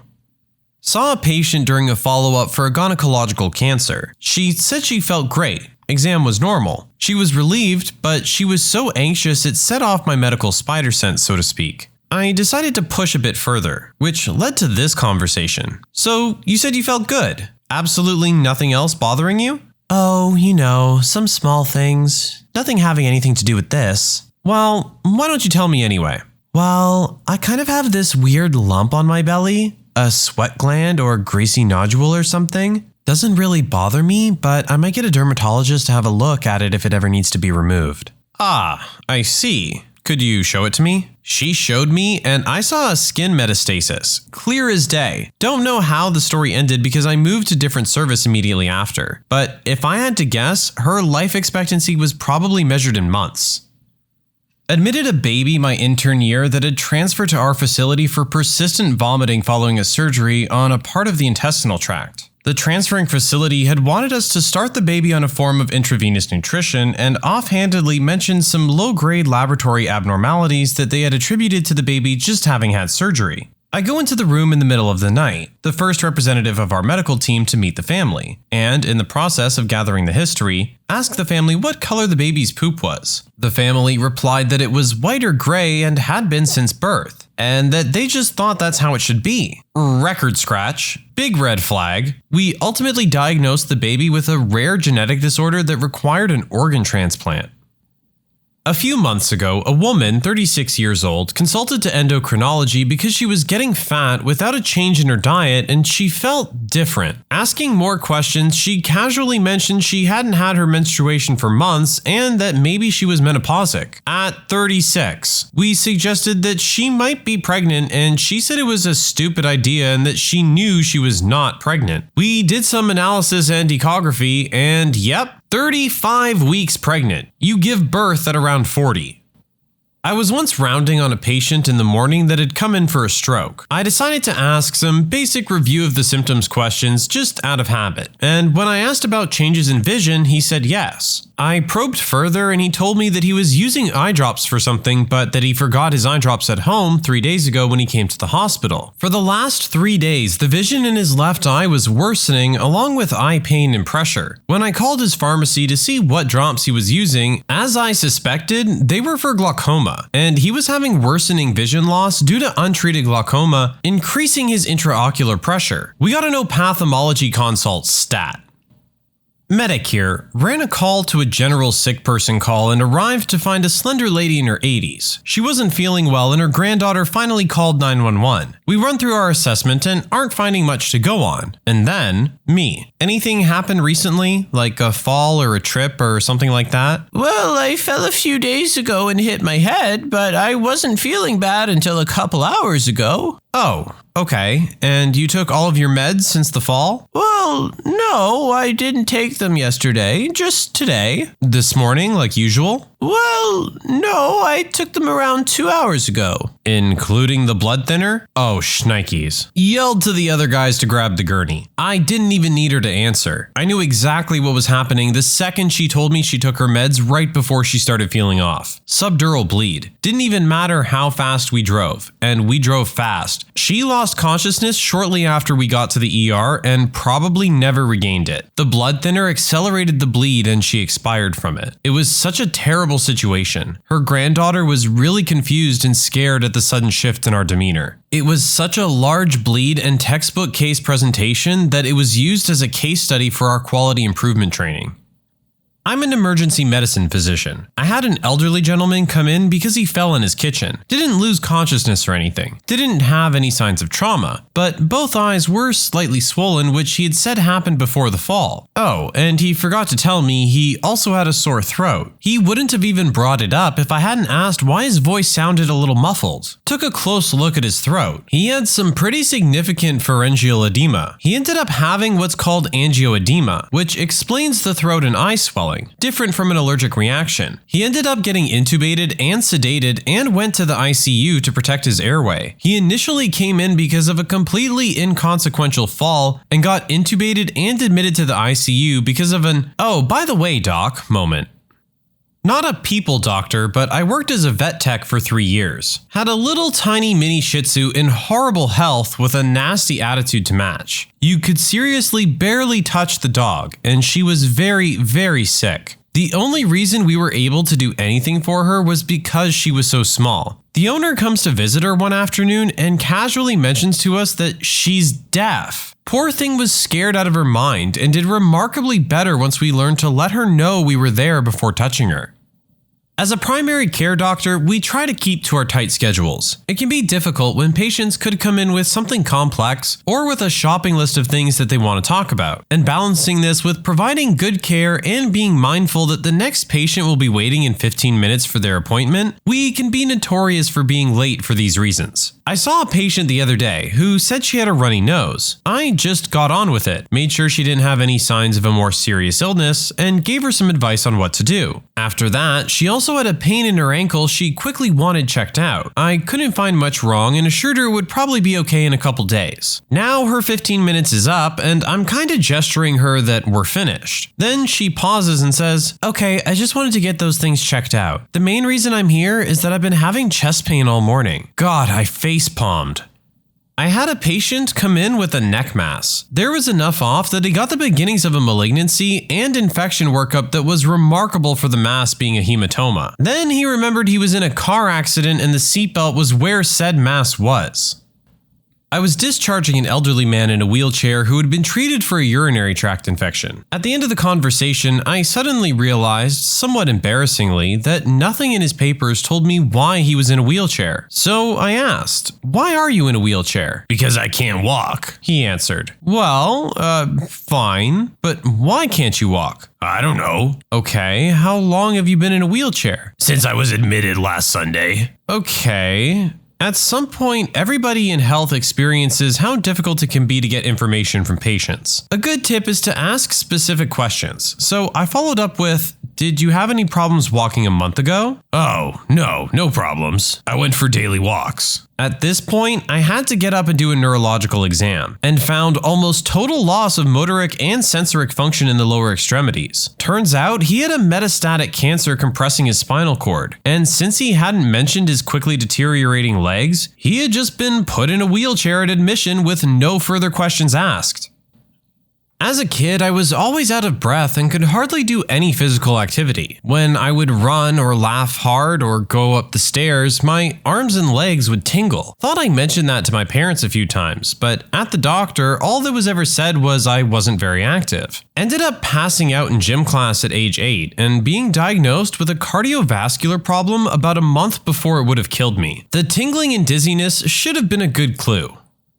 Not so much a symptom, but a medication missing from their health records that produced symptoms of poor bone grafting. In my dental office, and basically any dental office, we ask you to fill out a health history form and sign it. We'll again ask you at x-rays about any medications or health concerns. We will again ask you about what medications you're taking before any procedures. We will ask you again each and every time you visit the office, even if we just saw you yesterday as your last appointment. This man came in for several implants. This has multiple stages, which means multiple visits. We asked countless times upon each visit about his health records, health history, and medication. Nothing. Okay, that's great. But guess who had many failed implants, pain, and bone issues develop? Every implant failed. We only found out what the heck was going on when we were scratching our heads trying to understand why a healthy person was having bone problems, and asked him if it was fine for us to contact his physician, and from his physician we found out about his medication and made the connections right away. The medication he was on greatly prevents proper bone health. We would have changed our entire treatment plan if he had mentioned his medication he was taking. We even explained the treatment plan several times and asked if there were health problems so many times, and he stated no health problems. At least if he had stated a health problem, we could have researched what medications are used for it and prevented issues. He required bone grafting, and proper bone health is imperative. He spent thousands and then blamed us. He's forcing our doctor to do thousands of free work on damages because of his mistake. So much money, pain, and problems could have been prevented if this man just told us what damn pill he fed himself each night before bed.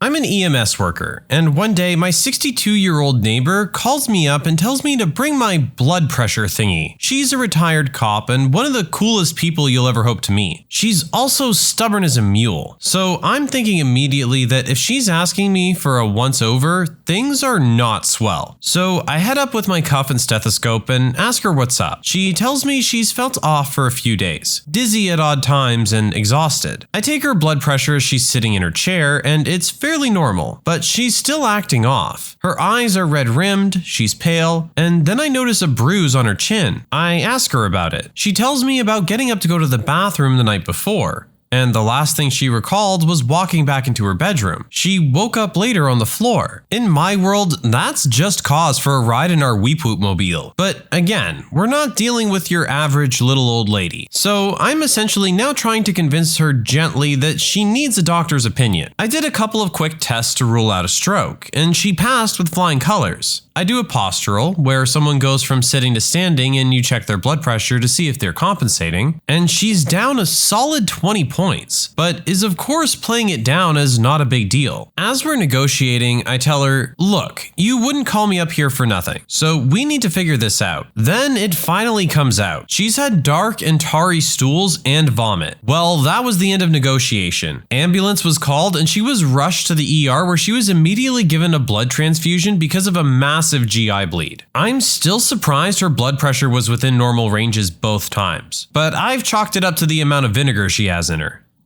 Guys, I had to say Weep Whoop mobile like 15 times because I couldn't say it without laughing.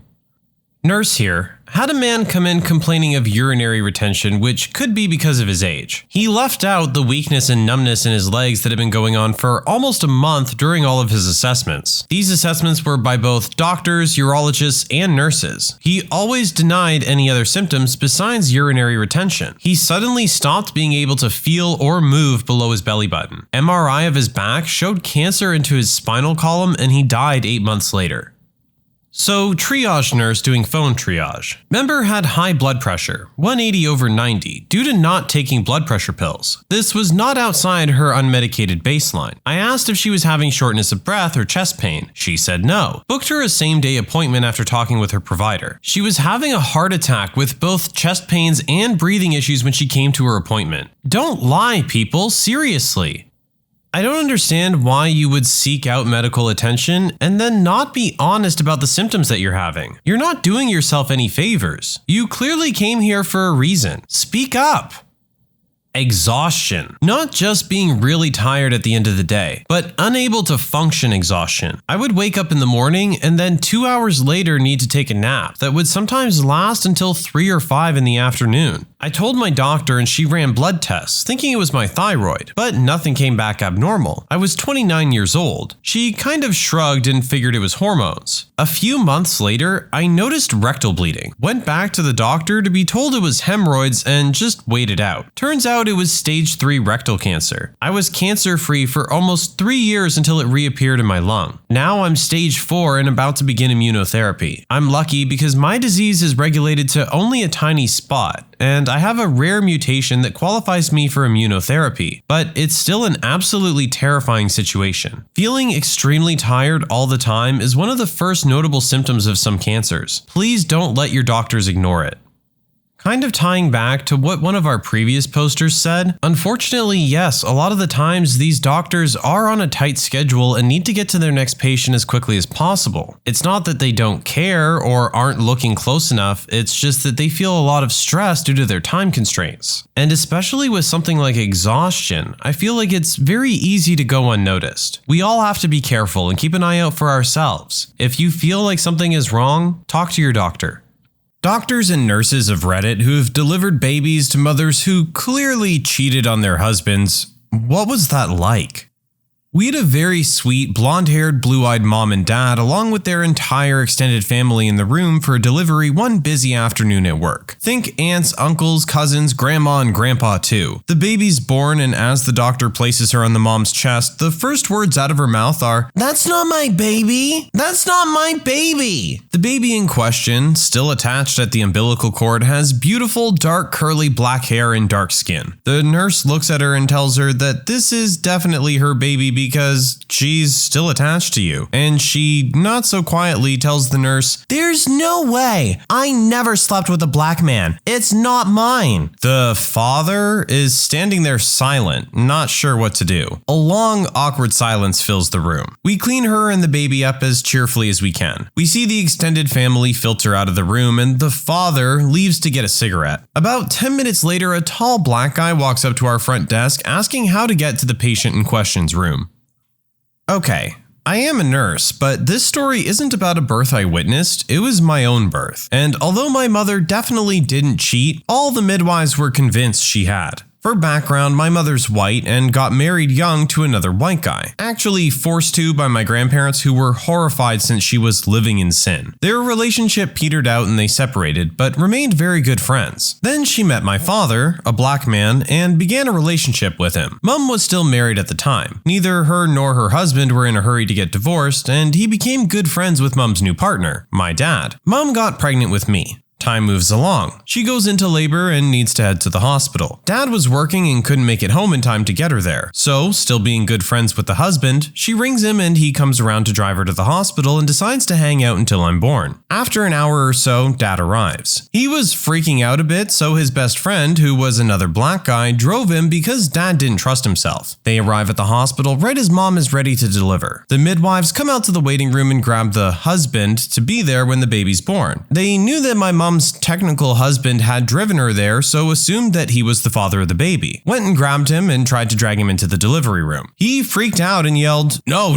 I'm not the father, I'm just the husband. The father's Aboriginal." Dad and his friend pulled up into the car park as this is happening, and Dad leaps out of the car. Decides he needs to have a quick smoke to settle his nerves before coming in. His friend doesn't smoke, so he walks in ahead. Just then, the midwives come running back to the waiting room to grab the actual father and see the only black guy in there. Obviously him, right? So they take him and suit him up to bring him to delivery. For whatever reason, my dad's friend chose not to question this and just went along with it. The midwives reach the delivery room and shove him inside. Mom, legs in stirrups and at the pushing stage, goes absolutely ballistic. "Not that black guy, he's not the father, go get the other one." The midwives hustle my dad's friend out and return him to the waiting room to wait with the husband. My dad has finally come inside by now, and the midwives marched up to him and said something like, "I hope you're the father this time, otherwise I'm just going to give up and she can give birth alone." So that's the story about how the hospital went through 3 different men before they actually found my father.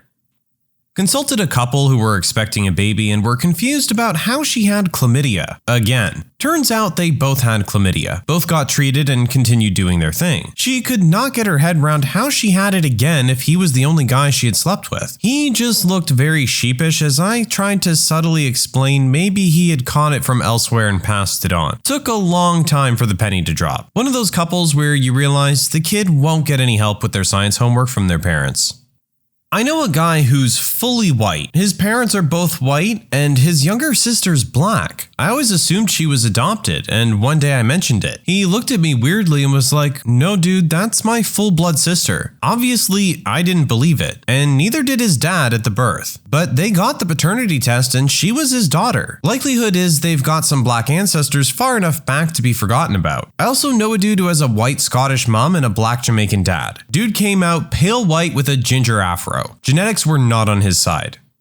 Anesthesiologist here. C-sections are typically done under spinal anesthesia, and we're the ones at the head of the table keeping the mother calm and talking her through the procedure while the surgeons operate. I've seen it more than once, but I remember one in particular where the parents were both very Caucasian and the baby was very much not. The father obviously had to be very dark-skinned. At delivery, when the not father saw the baby, he just looked down at his wife, who started to cry and calmly called her some horrible names and walked out. She started screaming for him to come back, but there wasn't much she could do since she was, still being operated on. She lost it to the point I eventually had to sedate her just a bit because she was in danger of injuring herself. As far as I know, her husband never came back to the hospital. I don't know what happened after that. A friend of mine tells the story of his aunt giving birth in the 70s or 80s to a baby that at first glance appeared to be of Asian descent. Aunt and her husband are both Caucasian Midwesterners from long lines of the same sort, going back to Germany. There was evidently a shocked moment, and then the aunt's father, my friend's grandfather, quipped, Well, they say 1 in 7 babies is born Chinese. and everyone laughed. The tension broke, long enough for the doctor, also a white Midwesterner of German stock, said that likely the kid's color is just off due to the events of the birth. The baby is now a man in his 30s or 40s and looks like your typical Midwesterner. He just had some tinge to his skin for a few hours following the birth, plus some dark hair at birth that has since lightened up. I had a case where the newborn had chlamydia. Got it from the mom, obviously. So the mom admits that she was cheating on the dad, because there's no way to explain that one. Except the dad was cheating too, with the other guy's girlfriend. And all 4 of them had chlamydia and no idea who had it first. They also had no idea who the actual dad was. That was a rodeo.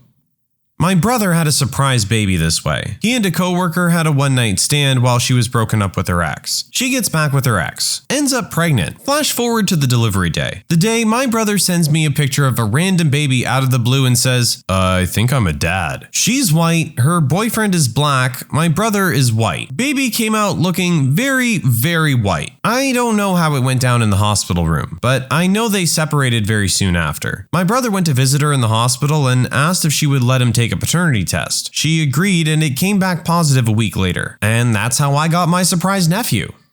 I'm of Irish descent, extremely pale, freckled, wavy dark hair, and darker green eyes. My husband is half Native American, half German, dark hair, and slightly wavy as well. My daughter came out with light brown curly hair and ever so slight strawberry blonde pieces mixed throughout. Curls for days. And the nurse goes, wow, where did you get that hair? Knowing I had similar color as a baby and my mother has kinky curly hair, my husband in a room full of nurses goes, I don't know, poster, where did she get that hair? I could have killed him. Not a nurse, but my wife is, and I hear everything. A woman was delivering her white ex-husband's baby with her new black boyfriend beside her. And after the baby came out and had his foot stamped with the ink pad, the boyfriend pointed to the black foot and said, Aw, he's got my feet. I guess it's off topic, but I laughed when she told me. My brother married a half Korean, half white woman who had 3 girls to the same Mexican guy. The first looks Latina. The second looks Pacific Islander. The third girl has platinum blonde hair and icy blue eyes. They look nothing alike, and yet if you look at their lineage, it all makes sense. I don't know if this ever caused any issues between her and her ex, but I could understand if an eyebrow was raised in the third one. Now she is a 4th girl with my brother, and she looks nothing like the other 3. Just standard brown hair, brown-eyed white girl. Not a delivery nurse, but I have to share. My friend Sarah was pregnant and her boyfriend flaked out and was not in the picture. So her other friend Eric and I took it upon ourselves to be there for her during the pregnancy. When she was having an ultrasound, we were both there in the room with her. As the tech is showing us the baby's face, we're saying things like, dude, that's totally your nose. Look, that can't be my chin, and things like that. Sarah was laughing and the bewildered tech was looking at the 3 of us, probably making comparisons herself. I ended up working with that tech years later. One day she said, so, out of curiosity, who was the father?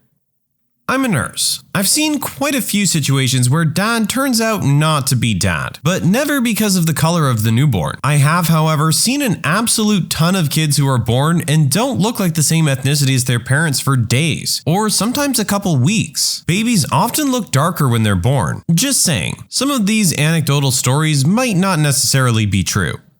I had a female patient come in with abdominal pain. Pregnancy test was positive. She was with her husband who evidently had a vasectomy about a year prior. I slowly backed out of the room after that one. I know it's possible, just improbable. Obligatory, not a doctor or nurse, but both of my parents have blonde hair, and when I was born, my hair was strawberry blonde. My paternal grandparents lost their heads and accused my mom of cheating because red-tinted hair didn't run in their family. However, it ran in my mom's family with a redhead popping up every now and then. My paternal grandparents didn't know that. They just really hated my mom, so looked for excuses to drag her down. It wasn't until I stopped looking like a potato, as most newborns do, and started looking like a person when my dad's family features came through enough to make them apologize to my mom. A friend of mine, white guy, never knew who his father was, got married and had a kid with a white girl. Kid came out black, so he opted for a paternity test rather than walking away, and it was indeed his son. So he took a genetics test a couple years later and it turns out he's half African. Had a patient come into the ER for a UTI with her boyfriend of 3 months. His words. She was 19, acting extremely dramatic for just having a UTI. We tell her we need urine. She urges us to cath her, which is really unusual, but says she can't pee. So me and another nurse assume the position to put in a catheter with her lying on the gurney. At this point, the nurse screams, "Call L&D, she's crowning!" L&D nurse gets in just in time to grab the child as it shoots out into her hands and is a living, breathing baby. The girl swears she had no idea she was pregnant. They wheel her off to postpartum and the guy is just kind of left standing there, dumbstruck. We've only been dating for 4 months. I had no idea she was pregnant. She never mentioned it at all. All with his head just buried in his knees while he was sitting on the floor against the hallway wall. I felt so bad for the guy. Okay, so story from a friend of my brother's. She worked as a nurse and a woman and her husband came in. They were both white, and she's delivering a child that was black. The husband immediately starts saying WTF, while she's going on and on about dormant traits and everything. He orders a DNA test. While this is going on, her mother and stepdad show up. The stepdad is black. After the testing is done, the DNA test ends up showing that the baby is the stepdad's. Her husband instantly dropped her and cut ties. It's sometimes best not to leap to conclusions too quickly. When I was born, my skin was a little blue. Thankfully, my dad didn't get angry and accuse my mom of screwing around with a Smurf. Not a doctor or nurse, but in undergrad I had a buddy, Caucasian, who'd been dating the same girl, also Caucasian, for quite a while. She gets pregnant and he proposes. Fast forward a few months and both families are eagerly waiting at the hospital to greet the baby. The baby comes out black. Everyone's in shock. Girls frantically trying to convince everyone that there's been a misunderstanding. My buddy calls off the engagement immediately, returned the ring, and never looked back. Not a doctor or nurse, but when I was 14, maybe 15, I found out my cousin and his wife were having a baby. Keep in mind, my mom had lots of much older siblings, so my cousin was already 23 at this point. Fast forward 8 months later, me, mom, and the rest of our extended family are eagerly waiting outside the delivery room, and we hear a scream. Not my cousin's wife, but my cousin. The nurse opens the door for us, and we see my cousin sitting on a chair, his head in his hands. His wife is holding their baby in her hands, but the only thing was, the baby was black. Needless to say, they divorced a month later and we've not heard from her since. Med student here. Had a mother who was A negative and a father who was A negative, but baby ended up being A positive. Mother was asking if it was possible for this to happen and the doctor kind of implied that it was possible. To my surprise, since it's not meant to be. But they suggested to retest the husband's blood group and to follow up with their general practitioner. The doctor told me after that they didn't want to get involved and would leave it up to the general practitioner to deal with and just hope the husband was actually positive. Apparently things got awkward the next day. They stayed for a couple of days after due to complications when the husband was asking about blood grouping and was just strongly suggested to get retested. I never found out what happened after, but from my impression of the mother and some of the things she said, I'm pretty sure she cheated. My wife's best friend is a doctor who delivers babies, so I have a couple of stories for you. She delivered one baby where the father and mother were acting really awkward, but he was around during labor, and when it came time to push, the man just walked out and left the room. Apparently, the issue was they were just friends, and he lived in another state with his wife and kids. Another woman had an affair with her cousin's husband and got pregnant, calling him her fiancé. Her husband died during this period and it prompted her to go out and sleep with a few other one-night stands. At this point, she was exploring other alternatives but was turned away because she was overweight and hypertensive, making the procedure too risky. She never followed up with the doctor and gained weight to over 400 pounds. It was too late for any other options at this point, and she'd been taking medication for the hypertensive thing, and the medication can cause death or deformities. When she delivered, it took the entire staff to prevent her from having a stroke. And the baby's kidneys, do they work? No one knows. Most of the stories are that the man cheated. If the mother cheats, there's no real reason to bring it up, so they don't really know. Lots of telling a mother who has only slept with one man that she and her baby have chlamydia. No weird stories of white babies to black parents or vice versa. I had a friend who was a nurse tell me this story. A birth of a couple's third child. The couple was white. The baby was obviously of Pacific Islander descent. Everyone went very quiet. The nurse telling me the story said she took a moment of silence as she realized what had happened. Then she tried to act normally, but waiting for the outburst. She said the tension was unreal. The guy stared for a minute at the child that was obviously not his. The mom was already in tears and talking very fast. The guy stood up, looked around for a minute, then left the room. Never said a word. He wasn't seen again at the hospital. The mom spent the rest of the day on her phone. The nurse doesn't think she ever found him.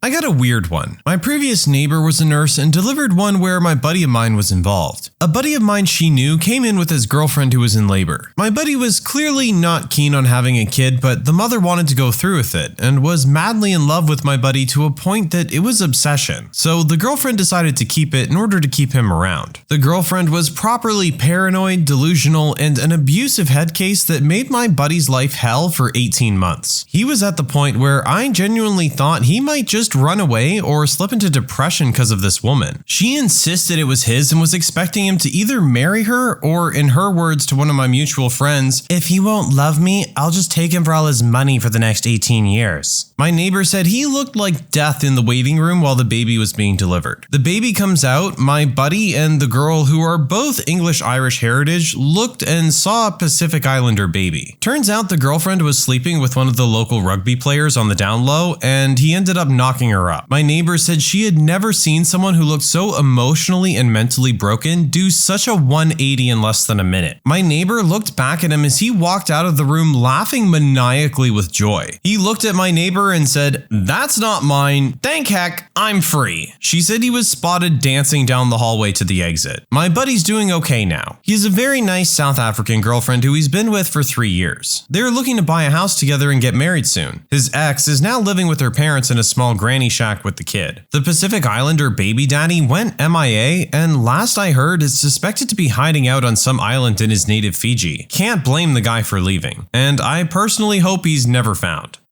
Hospital social worker here. I met with a family because their baby was in the ICU for inhaling his monicum during birth, and we met with all NICU families for support. The father asked me in front of their 5 other children who were old enough to understand the question, how to get a paternity test. Awkward.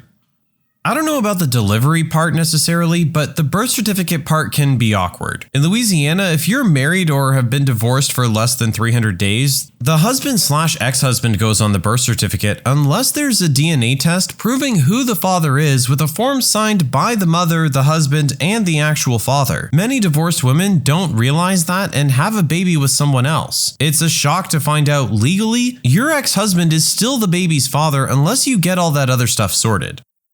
Midwife from Australia here. Craziest delivery I ever attended was a girl who was pregnant 17 times with 15 live children as a result of those pregnancies. And 3 different dads turned up over the short course of her labor with baby number 15. They proceeded to have a fist fight about who was the real father, and I had to call security to escort them out. That followed with a call to child services. My wife is a nurse. One day, she had a woman come in complaining of abdominal pain. They quickly find out she's pregnant and in labor. Her wife arrives shortly after with a lot of questions.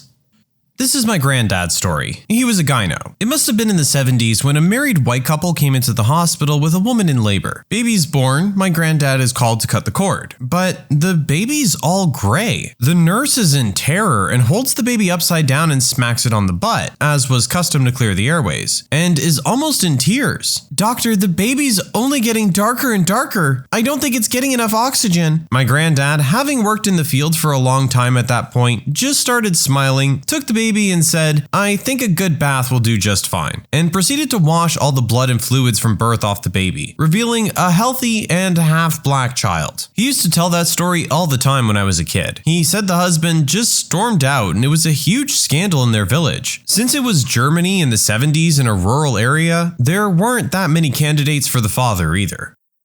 Well, somehow, I don't know why, the husbands are almost always first aggressive towards the doctor or nurse who presents the baby. Had a case I'll always remember. My first shift in gynecology. Late night, around 11 p.m. A woman comes in, screaming and cursing like there's no tomorrow. We check her and she's around 7 centimeters dilated. At 10, you can start the birth. We rush her to the birth room. Father's being led into the waiting room, which is also a library for new fathers. A lot of books with information on firstborns and things like that. Fast forward.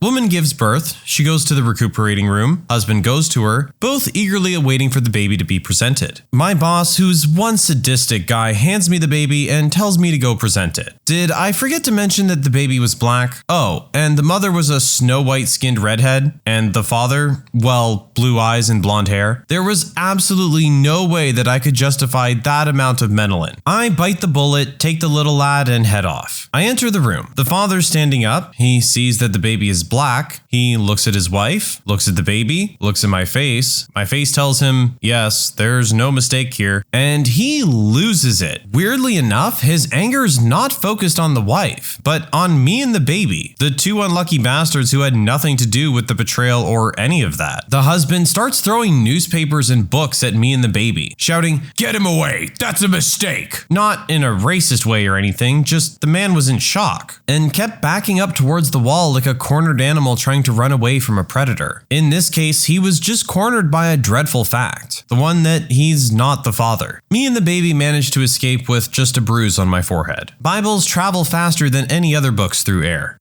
What are some common forms of sexism that men face? I was a single dad for 20 years. There are a lot of places that still reflect parenting being dominated by mothers. From mom's talk mornings at my son's school to being told that Kobo.com didn't want me because I was a dad. And then there were the assumptions that I didn't have custody. Some by state officials, with me repeatedly needing to explain that he was in my care 28 days of the month. I'm certain if the situations were reversed, I would have been ordered to pay more than $60 a week for child support. Heck, if I was in California, I might have had to end up paying her child support even as our son lived with me 28 days of the month. I could probably give examples all day. I do excuse most individuals' behaviors as they are making assumptions based upon what's true 90% of the time. The systemic stuff needs to change though. Women and men are no longer in the same place in society as they were when these laws were written. As someone whose father is a nasty piece of work who also didn't pay child support, I have to agree with this. As they said, men and women are not in the same places that they were like when these laws were written, societally,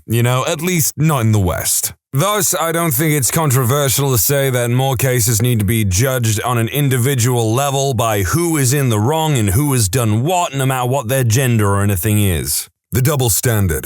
I remember watching a clip from The View, I think. I don't remember too many of the specifics, but the topic of conversation was that a woman who had become fed up with her husband and his actions had proceeded to cut his penis off in the middle of the night and threw it into the trash compactor, or something like that. Again, details are fuzzy. One of the ladies, might have been Sharon Osbourne, talked about how hell hath no fury or he shouldn't have been messing around, and the crowd went wild. Most of the women in the audience and on the panel were clapping and whooping it up. Then one lone female member of the panel, I wish I could remember who it was, it took quality courage, spoke up and said that them all laughing about this wasn't right. In fact, it was quite wrong. She pointed out how differently the panel and audience would have reacted if the situation had been a man who had cut his wife's breasts off and thrown it in the dishwasher, regardless of what actions they were upset with or felt grieved. The idea of mutilating your spouse shouldn't be met with laughter and applause. From what I remember, some of the other ladies on the panel tried to say,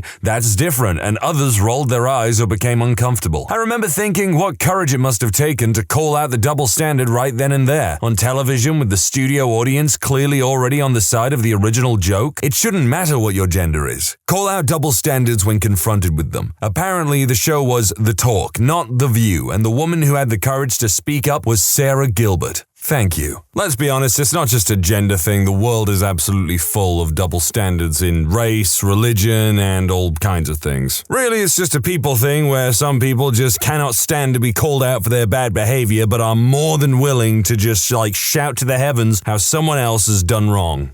My wife and I decided to hire a male nanny. This decision causes me, my wife, and the male nanny to experience a whole range of uncomfortable situations. Because we live in the Pacific Northwest, a lot of people assume we're a polyamorous couple. We are not. Some people assume that me and the male nanny are a gay couple and my wife was our surrogate. On the first day of school, for example, my daughter's teacher introduced us as her daddies, even though she had met with my wife on multiple occasions beforehand. Others simply can't wrap their head around the fact that a man might want to work in childcare. I can't tell you how many warnings we've received, even from within our own families, that we have to watch him closely because it's not a natural thing for a man to want to work in childcare. He must be a pedophile. When it comes to raising children, men still face an enormous amount of sexism from all sides. This is incredibly true. Men who want to work in childcare are looked at very strangely because it is an odd thing why a man would want to be involved with a child that isn't their own. I mean, hell, there are some men out there who don't even want to be a part of their own child's life. So, I'll admit, I understand the skepticism.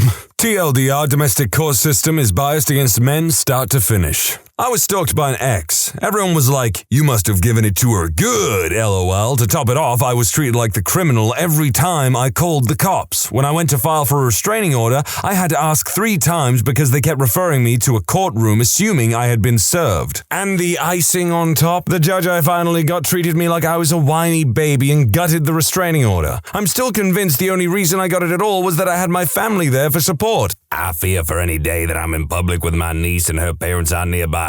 Little kids can become emotional and are too young to understand the ramifications of shouting something like, 'You're not my dad,' when they get told something they don't want to hear."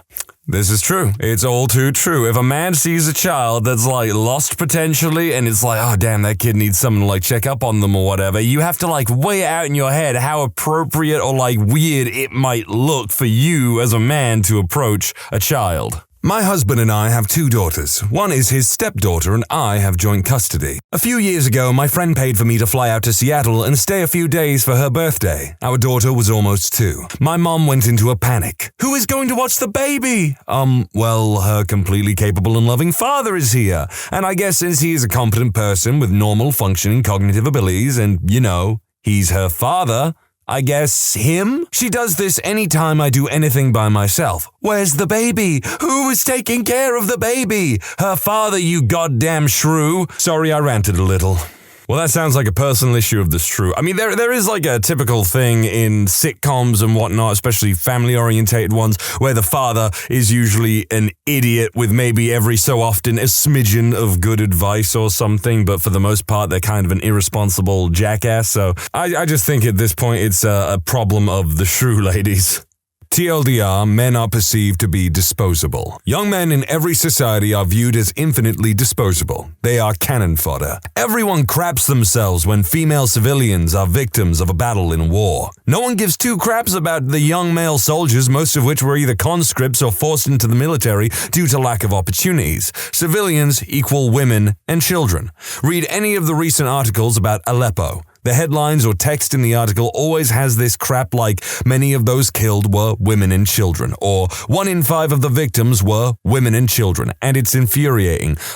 Who do you think the other 4 to 5 victims were? Freaking trees?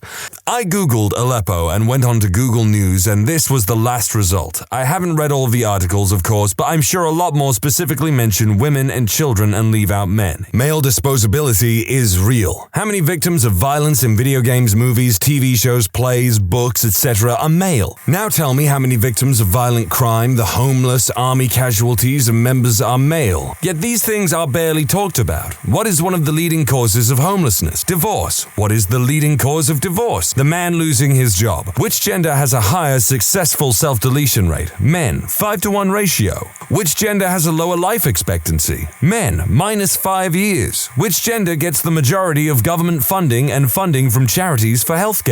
Women. And I'm sure that everyone knows about the situation with divorce cases and family courts because people seem to at least be aware of the problem there because of organizations like Fathers for Justice. Then we get to the prevention of domestic violence against women and girls specifically. That's freaking dumb. Why not try to prevent it against everyone? Women, men, girls, and boys. Men are much less likely to seek aid for domestic violence, and there are barely any domestic abuse shelters for men, whereas there is a huge amount of shelters for women. My point with all of this isn't screw women, they have it good. It's that sexism against men isn't acknowledged because men are seen as disposable and it's society's and the government's fault. I'm glad this individual specified that this wasn't a screw women, they've had it too good for too long kind of thing, because Lord knows in very many places outside of the Western world, they've still got it pretty goddamn bad. Getting crap for being teachers because men plus kids equals he's a pedo. At least that's the one off the top of my head that makes me the angriest. My abusers were female. I started doing a lot better in school once I had male teachers around. I've always felt safer with men. Aw, look, Dad's babysitting today. Hell no. He's parenting, like he's supposed to. Stop flapping your dentures, Grandma. Father stays home with kids while Mother works. She must have his nuts in a bag in the freezer. Or maybe he's just too dumb to get a decent job and his wife has to take care of all of them. Granted, I know one family where that's the case. He's too mentally ill to work in most environments, so she teaches and he stays home with their kids. But that's not the norm in the Mr. Mom situations I've seen. That is the first time I've ever heard of a Mr. Mom.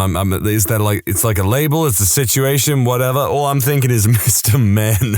I found out that I'm unattractive a few months ago. It felt pretty bad, to be honest. A co-worker/friend of mine who I've been pals with for nearly 2 years, and I know her husband and I'm great pals with him, came to work very dressed up. Way more than normal, so being a friend and wanting her to know I noticed how great she looked, simply commented, "Wow, co-worker, you look very nice. Going to a wedding or something?" She laughed it off, and that was that. Later on, I got a message from her. "Hey, about what you said, I've known you for a long time and I know you didn't mean anything weird by it, but that was kind of creepy. Don't say things like that. Just wanted you to know." I felt terrible. I didn't know how what I said was construed as creepy, but I apologized and let it go. When lunch rolled around and we were hanging out in the lunch area when another co-worker walked by and said, "Wow, you look great. Got anything planned after work?" She blushed, thanked him, and then he left. I sat there waiting for her to say something like, "See, how weird," or something like that. Nope. So I brought it up. She said it wasn't really that creepy. So I pushed the issue and we talked about it. After a long discussion on why me saying it was creepy and him saying it wasn't,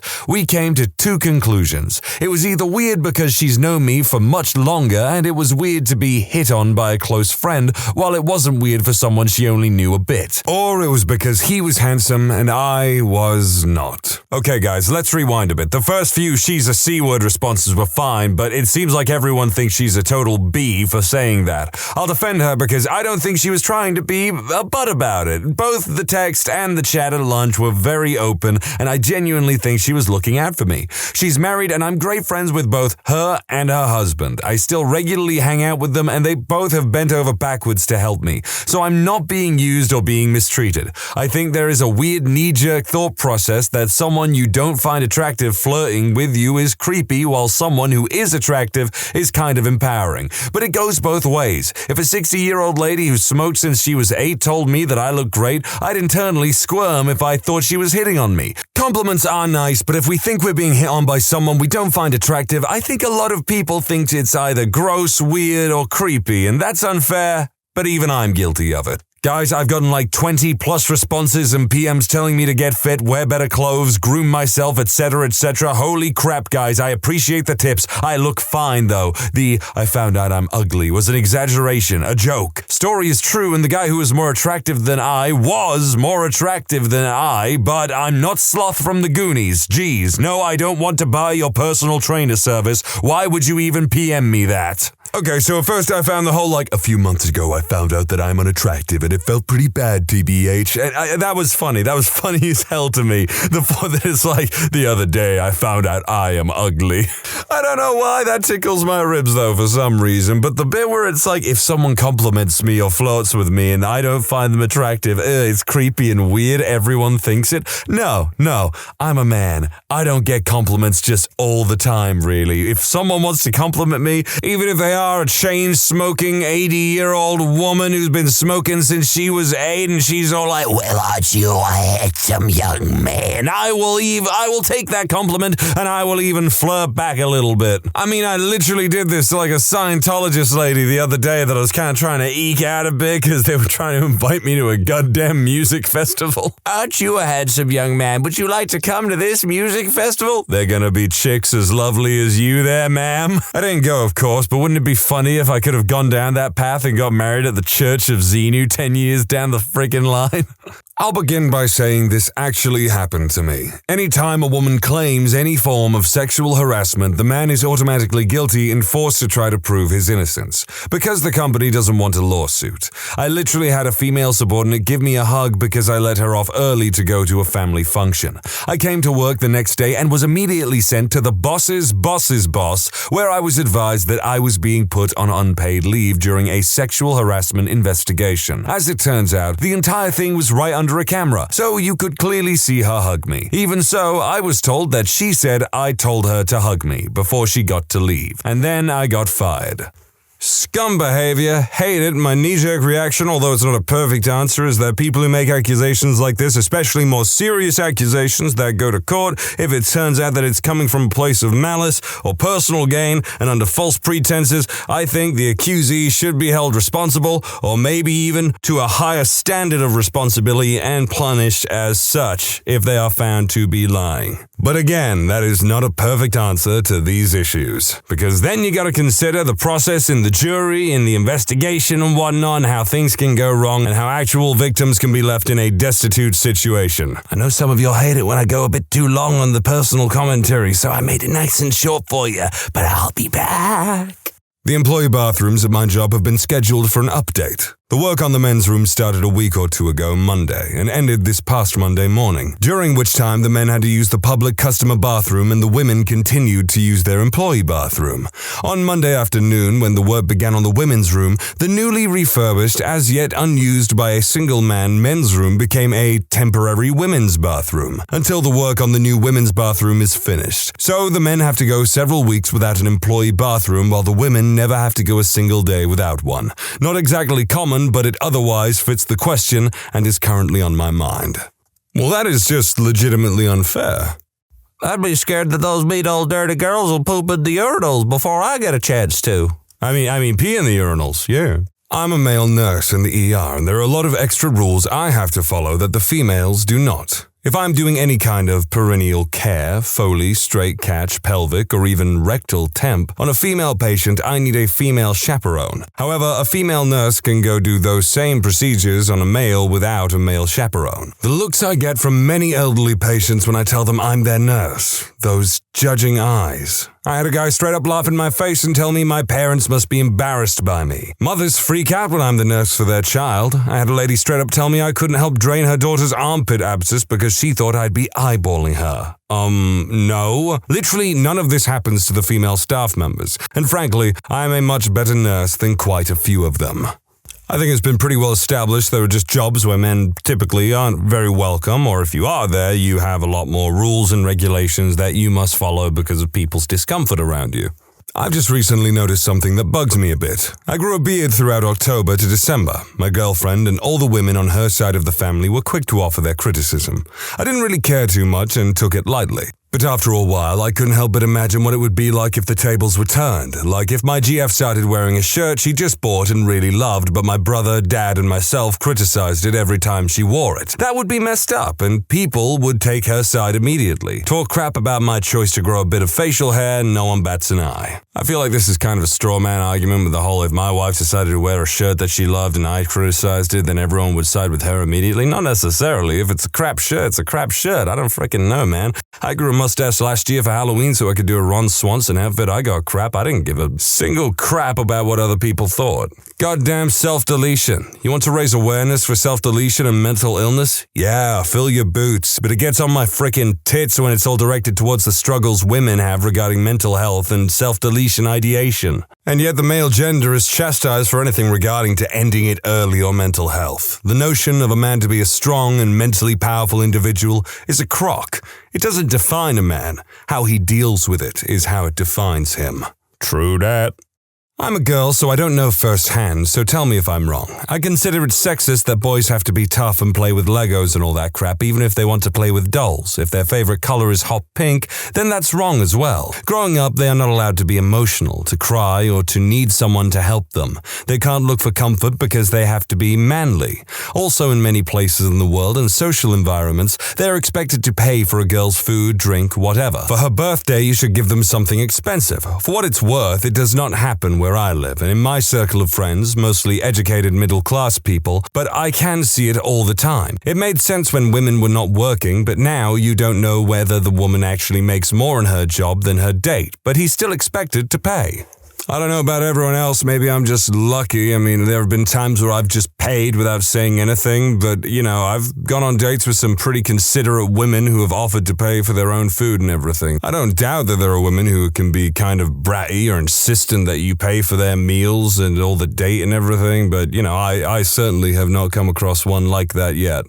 I was trying to be friendly to a woman during lunch at work. She was literally sat across from me. Mind you, we had been trained alongside one another. So I said hi and asked how she was. She told me that her boyfriend's grandpa died. She said that she got really close to his grandpa. I said that I was really sorry and did my best to empathize. I asked how long her and her boyfriend had been together. She said 4 years and I said congrats. She told me all about her kids and asked me questions about work. Mid-conversation, when she had done most of the talking, she picks up her phone, dials a number. It's her boyfriend, from the sound of it. She says, yeah, I was just calling because this guy was being way too friendly.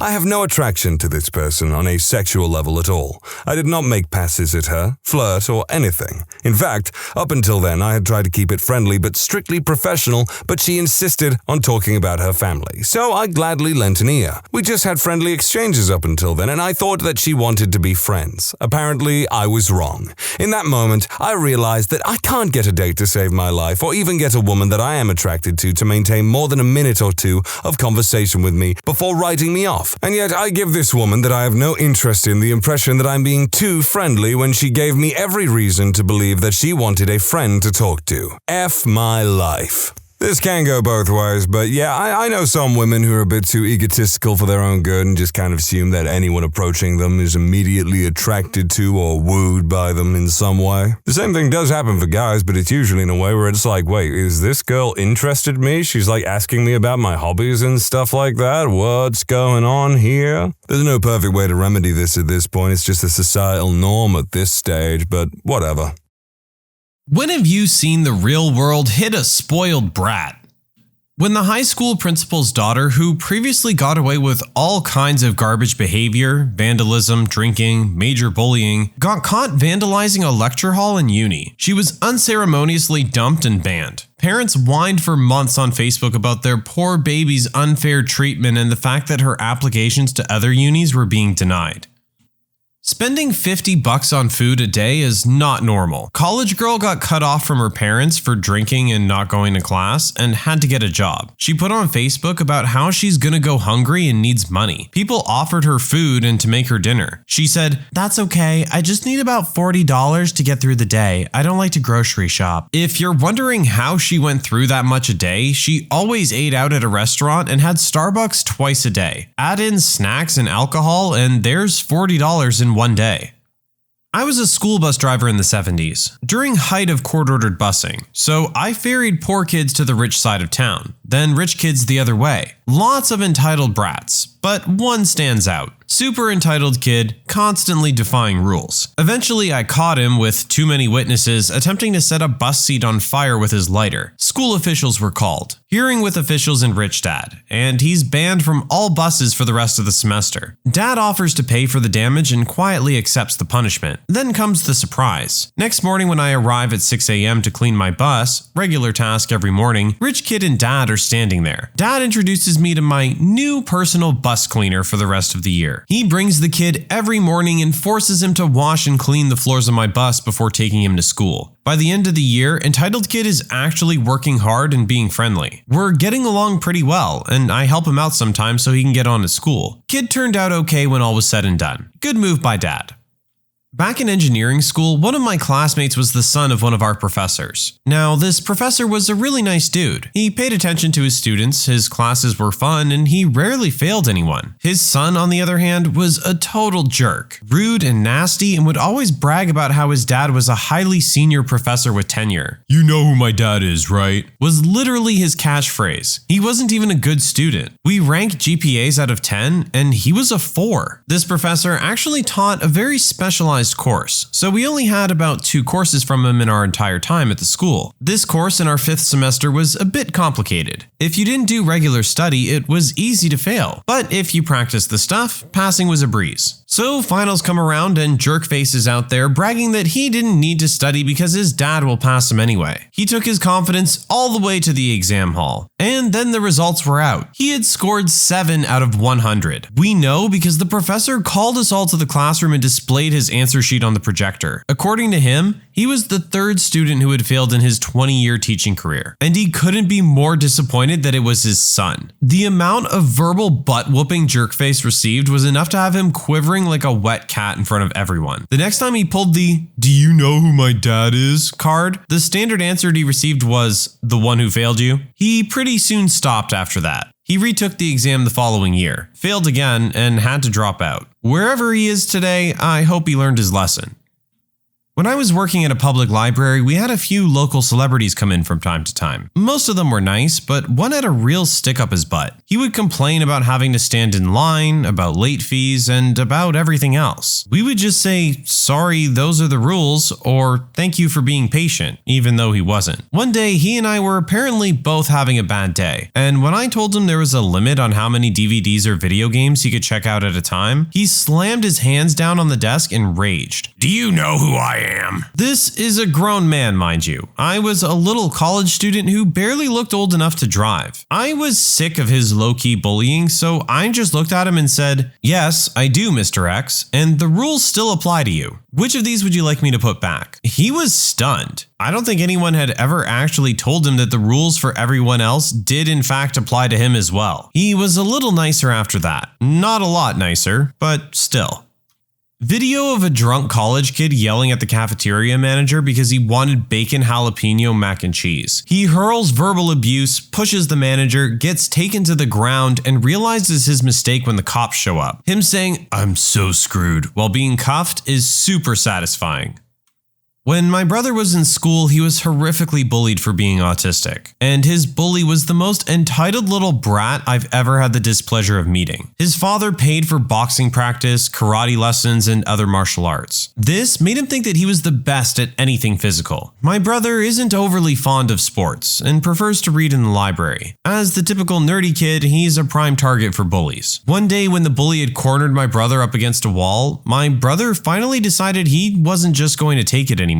But he strongly dislikes violence and thus would not be fighting back. Instead, when my bully tried to punch him, my brother ducked. 3 broken fingers and a trip to the hospital later, the bully's father finds out what's been happening. All his extra classes and training were cancelled. He had all of his electronics and games sold, and if he wanted to have a car, he would have to work for every penny himself.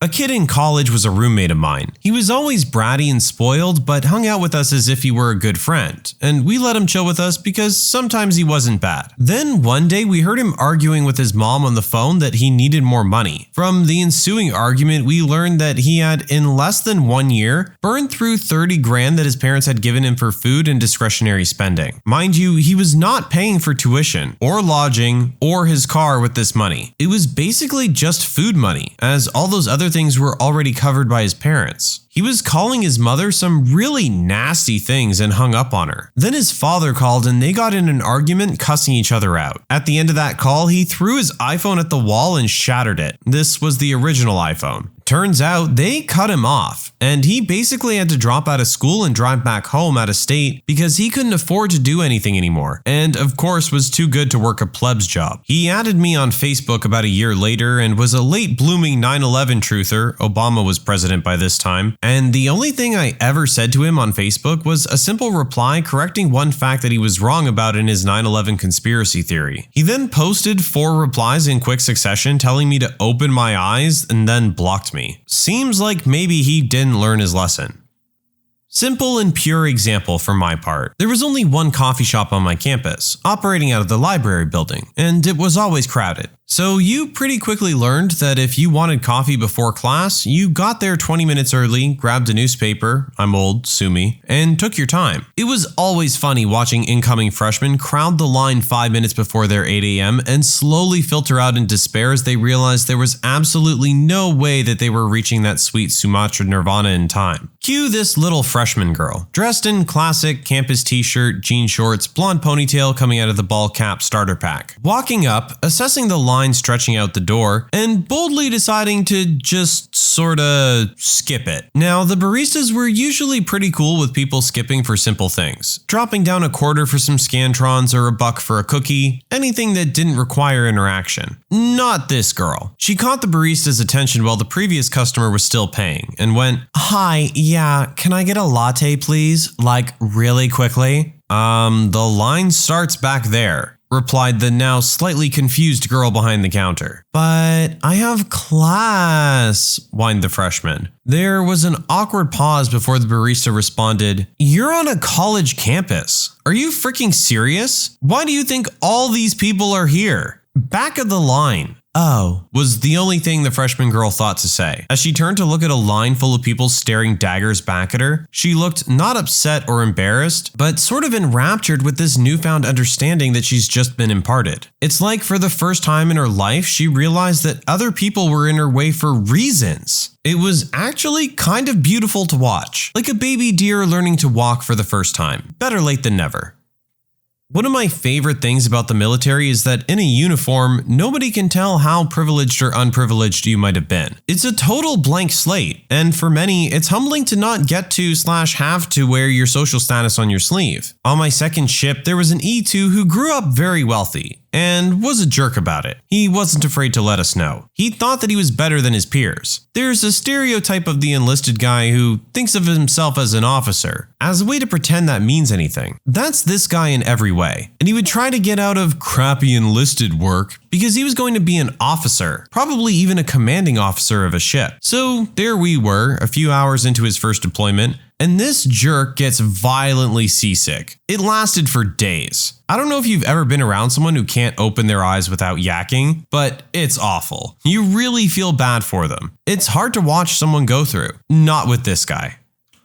I'll admit that I was a bit spoiled growing up, though I didn't think I was a brat. My mom had a maid that came in several times a week. When I went to college, several things were very different for me. I knew how to clean up after myself, but cleaning a bathroom was completely new. The biggest shock was laundry. I had absolutely no idea what I was doing or how. I knew I was supposed to use detergent and softener, but I thought any soap would do, and didn't know what softener was. I had no idea how or when to add them either. Reality hit when a campus security guard came in and I asked how much of the dish soap I was supposed to use, and the man started laughing. He did help me get the right soap after and explained how to operate a washer dryer.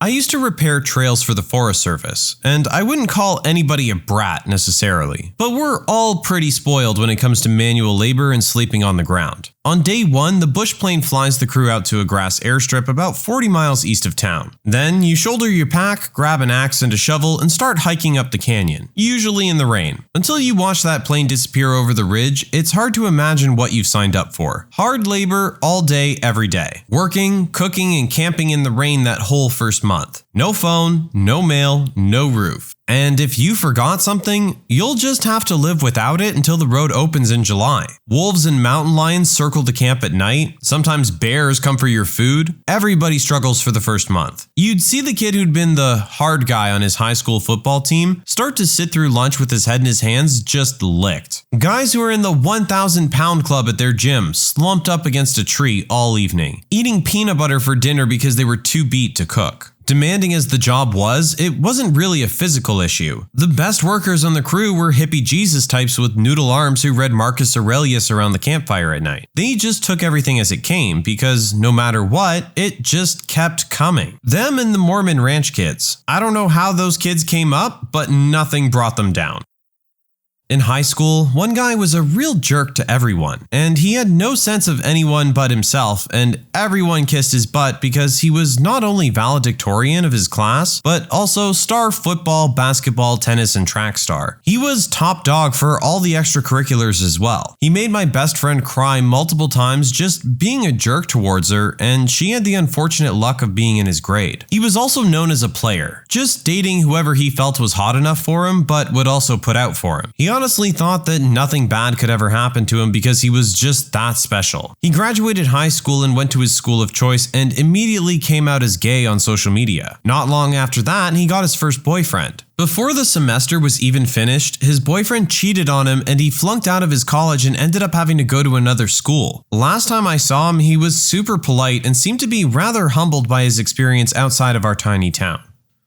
I was out at a farm with my cousins for a party. It was more like an afternoon barbecue with all the parents sat talking and cooking while the kids ran around playing. Usual lazy afternoon in Africa. So anyway, I was 16 at the time, making me the oldest of the kids, and I'll admit that I was all back of the bus, too cool for school type of cringy teenager, and was practicing my casual aloofness. Now, there was this German couple there with this absolute monster child of 5 years old who made it his mission to terrorize all the other kids. The parents of this little Adolf sat beaming with delight watching their little ray of sunshine play with other children. Eventually, it became apparent that they were not going to do anything about it, and my parents told me to keep my cool and just ignore him, which I did because I didn't want to put my parents in an awkward situation. At some point in the afternoon, the kid found one of those plastic toddler toys. You know, the ones where they can sit on it and push themselves around, but it also has a handle at the back that toddlers can use as a walker. So he finds this toy and is running around the lawn full speed, ramming all the other kids. Now, I did tell him nicely that it was not good to hurt the other little boys and girls, but he just straight up ignored me and carried on with his game, giggling and chasing the other kids. He also decided that I was now fair game and I got rammed in the ankles and Achilles tendon a few times, and I'm fuming. His parents were watching and laughing the whole time. Eventually, I'm done with this little jerk, so I position myself in front of this small ditch, only about a quarter inch deep and full of grass, and pull out my phone pretending to read messages. I was making myself an easy target for the little brat. He comes charging up behind me, aiming for my heels again. The front wheels go into the little ditch, stopping the walker. The kid was pushing it so fast that his momentum carried him right over the handlebars, right over the push toy, and past me, face planting into the dirt, going full scorpion. There was no blood, but he lay there screaming. The best part was that the parents watched the whole thing take place, and they and the other parents never suspected that I stood in that exact spot for that exact reason. His parents were kind of peeved that the kid hurt himself while I was watching the kids, but they couldn't say anything, so they just kept the boy close the rest of the day.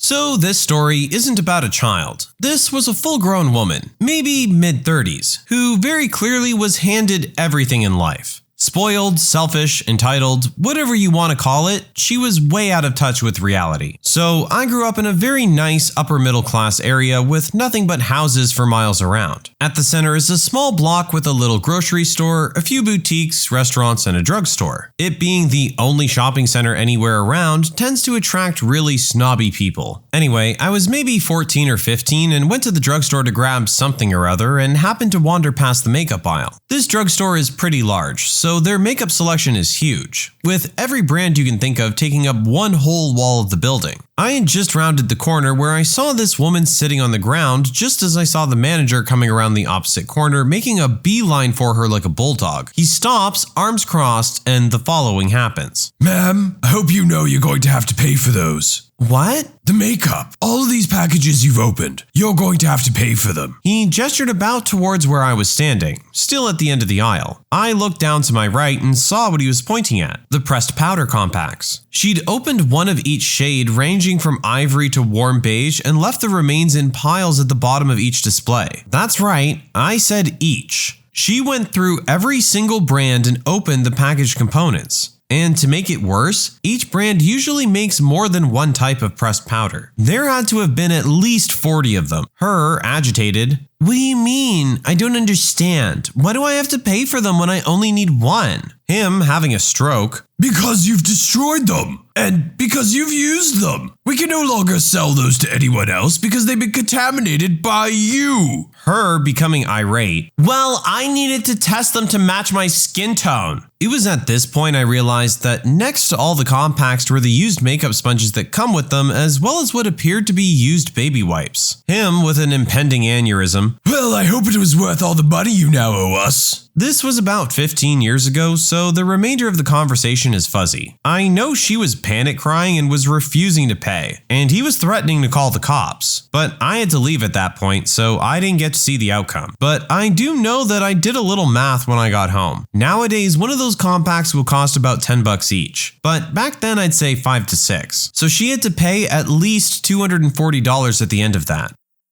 My friend is this entitled younger brother who acts like the world revolves around him. While his dad is stern with him, his mom babies this behavior and he can get away scot-free with almost anything. He gets angry very easily, and even at the slightest things. I was over at my friend's house, and while we were downstairs, we heard a loud crash from his brother's room. It turns out he was playing Fortnite on his TV and threw the controller into the glass table, which shattered. My friend called me later in the day over Discord and told me how after his dad came back, he grounded his brother for a month, and he wasn't allowed to play video games or go over to a friend's house. He had to pay for a new table with his allowance and had to do chores. He got what he deserved. Went on a double date with my boyfriend, his friend, and his friend's date. The whole evening she was rude, snobby, and overall a demanding person that felt entitled to whatever she wanted. She was rude to the waitstaff and suggested we tip them nothing for refusing to refund her order after she ate the whole thing and complained about everything. On the car ride back, she started driving, then halfway through the drive announced she didn't want to drive anymore. The rest of us had been drinking, so we all refused to take over. She said, "Fine, but I'm not driving either." Let go of the steering wheel and slammed on the brakes. We got rear-ended and it was her car, so no cost to the rest of us. But it was instant karma for her behavior and attitude. When I was in high school, there was this horribly bratty rich kid who loved to pick on others, push people around, and play the "do you know who my dad is" card a lot. Let's call him Todd. I hated this kid all through school. Final year of high school, I'd had a bad day one day and it obviously showed. Todd sees me walking in the hall and makes some snide remark about my shirt. I promptly tell him to shove it as I'm not in the mood. He walks over to me while I'm at my locker and slams my locker door and shoves me. I recall that he said something else, but I honestly don't remember what it was. I just remember that I saw red and drove my fist into his nose like a truck. I stomped away all teenage and angsty. Got called to the office the next day. Todd is sitting there with his father and the principal. I knew I was screwed. The principal shows us all the security camera footage of what went down. I'm assuming an expulsion is coming my way when Todd's father puts his hand on my shoulder and smiles. He tells Todd to say thank you, and we both look at him dumbfounded. "Why would I say thank you? He broke my nose," says Todd. And his father responds with, "Because if I had been there and seen you act like that, I'd have killed you." He stood up and left, and I was excused to return to class. Todd never bothered me again.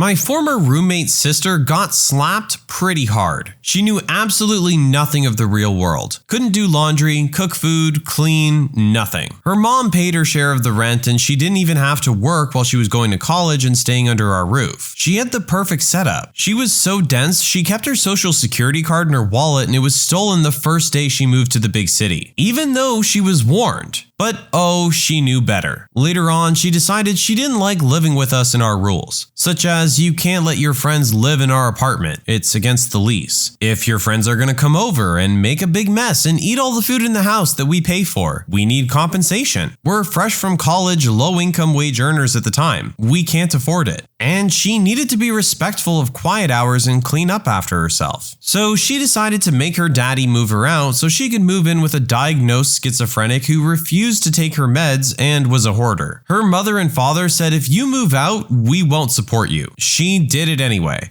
Oh, how she complained and moaned. "I had to get a job at Burgerville. The people there stole my paycheck from my wallet because I kept all of my paycheck in cash in it. We can't afford internet. It's so expensive. Food is so expensive." Well, she ended up quitting school and moving back in with her mom.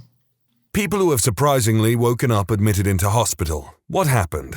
I hopped into the back of a mate's pickup after a rugby game, went to sleep and woke up in ICU in traction with no feeling from my waist down. Turns out we had a head-on collision with a drunk driver and I went through the back of the cab picking up a host of broken body parts including 4 compressed vertebrae. A year and a number of surgeries later, I walked out of hospital an inch shorter and with enough metal in me to set off metal detectors at airports. I was the lucky one. The other 3 guys in the truck never woke up afterwards. 20 years and it still gets me.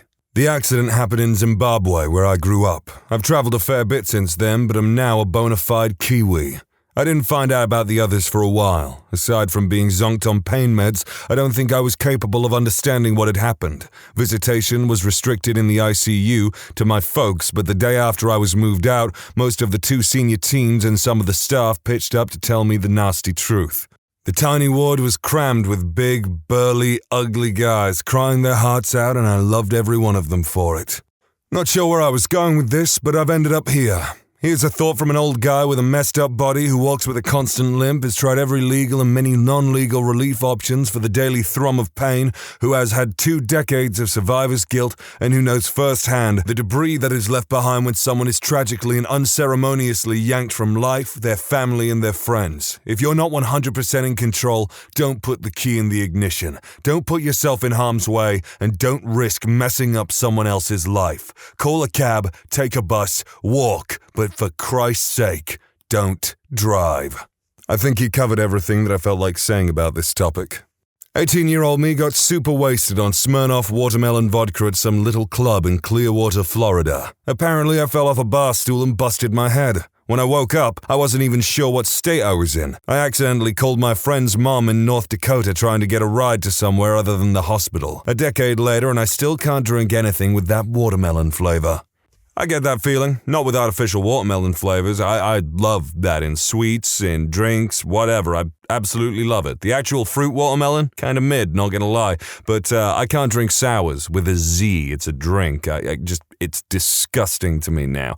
I was 12 in 1982, woke up in a hospital bed feeling fine, no idea what happened, nobody else in the room. Last person I remember hanging out with was my friend, Scott. So I call his house, his mom answered, advised me to call my parents. No answer at the home phone. So I'm sitting in this bed trying to figure out why I'm even here. I finally discover that the rolling table over the bed opens up and there's a mirror under the lid. Across my forehead and down the whole right side of my face are fresh abrasions. Oh. That's why. Finally, get a hold of Scott and learn the story, which I still don't remember. Was riding my bike down a sidewalk near the grade school. Sidewalk takes a 45-degree left turn and I cut the corner. Grass is deep and a little wet and my front wheel catches the edge of the sidewalk, flipping me over. I landed on my face, dragging against the other edge of the sidewalk, knocked out cold. Another neighborhood kid was in the area, hustled back to alert my parents. My dad took me to the hospital in his car and I woke up the next day. Yes, my parents just left me in the hospital by myself. Waking up in hospital on your own as a kid would absolutely suck. I mean, I remember being admitted to hospital for, I won't go into it, but, it does suck. Hospitals just suck. Was at the pool. Next thing I know, I wake up in a hospital bed, feeling very cold and my throat hurts. Turns out I had actually drowned, but the lifeguard had pulled me out and reanimated me for about 45 minutes. Then I was flown to the hospital by helicopter where I lay in a coma for 2 days, during which they kept my body temperature low to prevent cerebral damage caused by lack of oxygen. I could go home a week after the accident. The way they described the lifeguard reanimating them, I'm picturing like a necromancer or something. My brother and I were outside playing with squirt guns. This was 2001, so I would have been 11. Next thing I know, it's Easter Sunday. I was in a hospital bed with a massive headache and blurred vision, and the last thing I remembered was 4 days ago. Apparently, I fell backwards and smacked my dome on the curb hard enough to fracture my skull and bruise my brain. Got 2 weeks off school, which was cool back then, and I've had to wear glasses ever since. Apparently, according to my mom, the first sign of consciousness in the hospital was me getting out of bed, taking a whiz on the floor, and then going back to sleep for 2 more days. The whole thing was a weird experience. Being in hospital in general, especially when you're freaking 11 years old or something and all alone, would suck. I understand why it would be a weird experience. I was running a half marathon with a friend and we had just passed the 10-mile mark and I felt like I was getting into a groove after I struggled a bit the previous few miles. Woke up the next day in the ICU with my family all around me. Heat stroke plus rhabdomyolysis. I was admitted with a temperature of 108.6 and they were telling my family to prepare for the worst. I had to stay in hospital for a few days and then take it easy for a few months, but otherwise came out unscathed. Don't recommend it. Rhabdomyolysis, often called rhabdo, is a serious medical condition that can be fatal or result in permanent disability. Rhabdo occurs when damaged muscle tissues release its proteins and electrolytes into the blood. These substances can damage the heart and kidneys and cause permanent disability or even death. And that's what rhabdomyolysis is. Woke up in the hospital with my roommate and her mom asleep in the chairs in the room. I started freaking out because I was 7 months pregnant and my pregnant belly was obviously not pregnant. My screaming woke them up. My fiancé and I had been hit by a drunk driver, killing my fiancé, and I lost the baby. I had been in a coma for 3 days. I have some really gnarly scars that my kids like to make up crazy stories about. My favorite being the time I fought off 3 knife-wielding psychotic carnies and murdered them with my bare hands. Well, you know what? I'm glad there was a semblance of a happy ending for this lady. I was 16 and hit by a Ford F-350. I am a tiny human, I'm under 5 foot, and this truck hit me going 40 miles per hour when I was in the crosswalk. The hit launched me across the entire intersection. I don't remember anything 20 minutes before until 10 days later. When I finally woke up, I had been in a coma for 5 days. Both my lungs had collapsed, I had 3 blood transfusions, a chest tube to drain the internal bleeding, 3 surgeries, and the whole left side of my body broken. I couldn't walk and my vision and memory had been damaged. It's been 6 years and I'm doing great now. You wouldn't even know anything happened to me except I have memory issues and arthritis. But I like to think I came out on top in this situation. I think they did as well. I was at a party with a friend in some college town. The street we were on had these 3-story apartments built side by side. The whole street was partying, even on the roofs. We got separated and it was time to go. We don't live in that town. Anyways, I see an ambulance going down the street and I knew it was for my idiot roommate. So I followed the ambulance and sure enough, he was laying on the ground barely conscious. He tried to jump from one building to the next and didn't even come close. Luckily for him, his head broke the fall. A few weeks later, he finally asked, "Oh yeah, hey man, that night we went to Lawrence and I woke up in hospital. What happened?" Yes, it was Lawrence, Kansas. I don't know the street. It was 2001 or 2002. Yes, he did have a concussion. He was fully unconscious for a couple minutes and everybody thought he was dead. They said he was laying there with his eyes open, unresponsive. It wasn't until someone dumped a bottle of water on him that he was roused into a semi-conscious state. Other than having chronic headaches for a month, he was fine. Glad everything worked out, but what a stupid prick. Woke up in the hospital, too weak to press a PCA pump, being told I'd been in a catastrophic motorcycle accident. Had suffered extensive injuries to my entire, except my left arm, spine, and head, thank the universe, body, and had been in a medically induced coma for 5 weeks. I lost any memory of the event or the week prior to it. I was hit by some unrepentant doucheburgers who were out on parole, repeat offenders, and decided it would be a great idea to assault a 7-Eleven clerk, rob the store, and lead the police in a 30-minute chase at excess speeds up to 100 plus. Their joyride ended when they went the wrong way on the freeway and took my on-ramp going 70 miles per hour against the traffic and slammed into me at a net speed of 120 miles per hour. I was going 50. We know all this from the police report. I never had a chance since the on-ramp sloped up, then back down to enter the freeway and I hit these guys at the crest of the hill. Never saw them. The impact sliced through their engine block so they ran on foot after that. The police recorded their statements after being followed by helicopter and being apprehended as "what you arresting me for." They got 9 and 5 years in a plea deal and I was notified when they were each let out after serving less than half the sentence. Please note they were 100% sober, knew they hit me, and they left me to die. I'm a generally compassionate person, or at least I try to be, but I hope their lives are a living hell and that they live a long time. I hope they never get the chance to hurt someone again, but I fully expect that that's what they've done. For my own mental health, I'll never try to find out what's become of them. This was over 10 years ago and I have a good life now. Loving GF, a mortgage, a super smart border collie, everything I ever wanted, although it's been a serious struggle. I didn't get any money except for $50K from the Victims of Violent Crimes Fund, plus, remarkably, their auto insurance. My medical bills were $3 million plus, but I was insured, thankfully, since I just started the job 6 months prior. I used that money in my hospital/recovery time to get my MBA and have worked hard as hell to move up in my new career since I knew I had to change. I'm not very agile anymore. I'm still severely and permanently disabled. I'll never run again, nor have any real balance. I need a cane and lost the use of my dominant arm. arm, but I'm lucky since I still have my faculties and look relatively normal. I don't own a motorcycle anymore and will never attempt to ride again. You need 100% of your physical faculties as well as mental to do it safely. I don't blame my motorcycle at all. I miss riding and probably wouldn't have fared much better in those speeds in a car. If you ride and are reading this, please make sure you buy the best safety gear and wear it every time. I'm only here today because I did, and no amount of skill would have saved me from being in the exact wrong place at the exact wrong time. I was wearing a Nolan flip-face helmet, $300 at the time. Thank you, Nolan, for your outstanding quality and commitment to safety. I still have the helmet, and it's scratched and cracked all the way through. That could have been my skull. I agree with your sentiment. Screw those guys, but I do believe you would have fared a lot better in a car. Wife, 2-year-old son, and myself went to visit a couple of friends and the country. Had some food, had a couple of drinks myself, had an amazing time. Wife was sober. I was wrangling my young one back into his car seat to go home. He was so overtired and unhappy, but I made sure he was good and snug, and pulled out of the driveway after waving goodbye to our friends. I came to almost a month and a half later. I could barely move my legs and arms due to the neuropathy and fatigue. I had a feeding tube up my nose and a colostomy bag. The doctors told me that I had actually come to a couple days before while I was still in intensive care, but the nature of the anesthetic they had me on meant I kept kinda waking up, fading back, and forgetting everything. At this point, I was able to remember things normally. They told me right off the bat my son was fine, completely unharmed and in the care of a very old and dear friend with 3 kids of his own already. My wife was alive and relatively uninjured with the exception of some damage to her leg and a moderate brain injury that she would recover from slowly. They kept the details about the accident from me for a few weeks while I was recovering, but basically my wife missed a stop sign in the middle of a dark, poorly marked country road and we got T-boned by an SUV. Other driver was fine. It's been over 2 years since the accident. I got the strength back to walk again, but because of pins, bolts, plates in my left ankle and shin, I'll never likely be able to run again. The neuropathy in my legs wore off and eventually wore off in my arms to the point where I can use them normally again, but it was a lot of therapy retraining them. Suffered PTSD about 10 months after by the time I was back at home. From time to time, I still have nightmares about something that I don't technically have the ability to remember.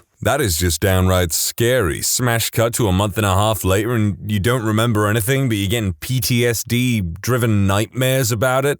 Not me, but my girlfriend's sister jumped out of a window Tuesday morning. She's schizophrenic, so there's other issues there besides just trying to self-delete. She's still sedated and hasn't woke up. Broken vertebrae in neck and lower back, but they don't think she's paralyzed. Slight bleeding on the brain that they're relatively sure didn't cause damage. Busted ribs and torn up lungs they had to remove part of yesterday in surgery. Some other broken bones, etc. They have her sedated/unconscious to prevent her from moving due to the broken vertebrae. I wonder if she'll be disappointed when she wakes up later in the week. On the plus side, her parents are having a Cambodian guy come in to do an exorcism, so that's going to fix everything. Love her, but her parents are something else. Old school Vietnamese. Maybe this is just me, but I imagine she was exceedingly disappointed when she woke up. Snowshoeing, and by snowshoeing I mean a short, slow trip on a relatively flat, groomed trail because I in no way represent an athlete. Finished the trip and am standing on the edge of a parking lot looking over Lake Tahoe from Echo Summit. Next to me, 2 guys are filming some sort of ski ad, I assume. One guy skis down the cliff, hits a mogul, does a somersault, and then somehow stops to climb back up and repeat. Guy 2 is filming. Skier guys may be covering about a football field distance over and over again. It's a cliff and he acts about like he's getting up during an ad to get a soda from the TV. Ski, mogul, flip, stop, up, repeat. I enjoy the view and muse on the comparison between my pathetic activity and this guy's and think, okay, time to go. I immediately fall on the ground and can hear my wrist snap as it's caught in the strap on my ski pole. Get up, walk painfully back to my car, a quarter mile, curse all the families driving erratically and allowing their children to careen around the snow play park. I'm a little grumpy with the pain, then realize I can't get my keys out of my pants pocket. Ask a woman who looks like a mum to help. She steps into that extremely uncomfortable, intimate distance and reaches her hand deep into my disgusting pocket and fishes out my keys. It was very awkward. I thank her profusely and to this day will bless her and wish that she and her descendants may people the earth. Drive to Barton Hospital for a temporary cast. Drive home. It's not easy driving with one arm and it's no doubt illegal, but I made it. I have another equally exciting story about a broken and dislocated shoulder from a bike ride. Doesn't exactly fit the criteria of this topic, but it was a nice shake-up, I suppose. I remember parts where the paramedics were taking me to the hospital in the ambulance, asking me about a 666 tattoo I had and something about how one of their sisters also attempted self-deletion. But I lost consciousness again before I could say I didn't remember even thinking about self-deletion. I woke up in the hospital and apparently I drank way too much and my dad found me unconscious. Everyone thought I tried to delete myself because I was alone, so it took a while before they just let me go without being taken to a psych ward. I was actually pretty depressed, and now I wonder if I was trying to die. I just feel bad about apparently throwing up on my cat before anyone found me. My dad said she was meowing next to me until someone came home. Not gonna lie, I almost lost it when they mentioned that they threw up on their cat. But I also have to commend that cat for its level of loyalty. TLDR, woke up from a coma with fungal pneumonia, spent about 76 days in CCU, had left lung removed. I might have a story that fits in here.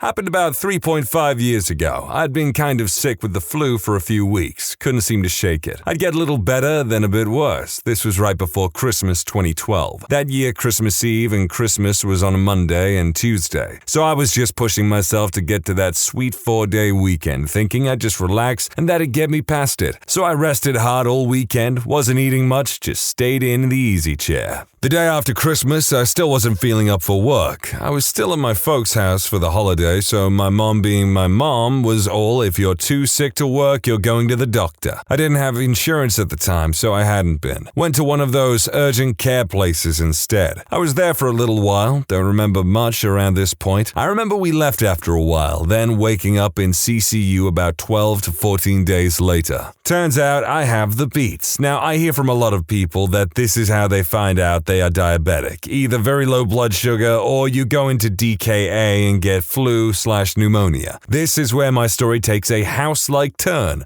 Most of the following info I got secondhand after the fact. When leaving the urgent care place, apparently my mother had been told to take me straight to the ER. She got me to the closest one and they took me right in. Didn't even wait on the paperwork. They knew right away about the DKA and pneumonia, but something else was wrong. They did MRIs, ran blood tests, checked for strokes, heart attack, about everything. Something was still off and they didn't know what. I went into respiratory failure that evening and they had to put me in a coma and on life support. They sent the blood to the labs. Now, in-house, they get results back in a few hours and try something else, then run another test and try something else. I'm not sure how accurate that is for most situations. In my case, they had determined there was an abnormal kind of infection in or in addition to the pneumonia. The culture had to grow for 10 days for them to see what was in my blood to make a solid diagnosis. So the data came back and the infectious disease doctors working on me spent several days poring over everything she could find to learn what it was. She found a picture in an old textbook of a fungus called rhizopus. Once they figured this out, they were able to find a medicine that could treat it, though it'd be a 13-week course of intravenous treatment and it was highly toxic just for kicks. So they pulled me off the sedation after 10 days and it took me a few days to wake up. Apparently, they told my folks to start planning my funeral, so that's creepy. When I woke up, they started the treatments the next day. I wasn't out of the woods yet though. After I woke, the pulmonary doctor did a brachioscope to see my lungs. She said they looked like they were full of pink fluff, like cotton candy or pink marshmallow fluff. That was on Wednesday, January 9th, 2013. She did another scope that Friday and said it looked less inflamed, so that was great news. And she said she'd do another on Monday. The weekend passes. She comes back and runs another. This time, when she put the tube in, apparently a sweet odor was released immediately. My mom says she said, "Do you smell that?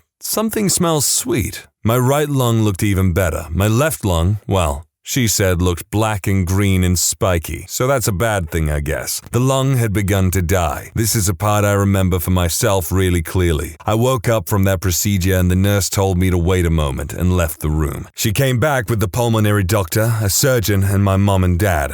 Oh gee, Mom and Dad have been crying but are smiling through it. That's not a good sign. The surgeon explained what they found and said we pretty much have two choices. We can do surgery and remove your left lung, and you have about a 50-50 chance of surviving, or we can keep you on the medicine and do everything else we can for you. Now, even being all doped up and half asleep, I knew that meant praying for a miracle and making me comfortable while I died. Now, I'm a Christian. I have faith in miracles and such, but I also believe one of the greatest things things we have as a species is a brilliant and curious mind that has led to such things as music, art, bacon, and medicine. So I'd be a fool, in my opinion, to ignore the advice and help of the fine doctors and nurses in front of me. And to be honest, I remember thinking to myself in that moment, I've never had a major surgery. It'll be interesting if I come through. So I wrote surgery on the little marker board I had since I couldn't speak. I had surgery the next morning where they removed my full left lung. Afterwards, I remained in CCU for a total of 76 days, 99 days total in the hospital. I still had to run the full 13-week course of that medicine. I had a lot of rehab and therapy for months after. A lot of it dealing with the extensive muscle atrophy in my legs and arms and pretty much everywhere. 3 years later,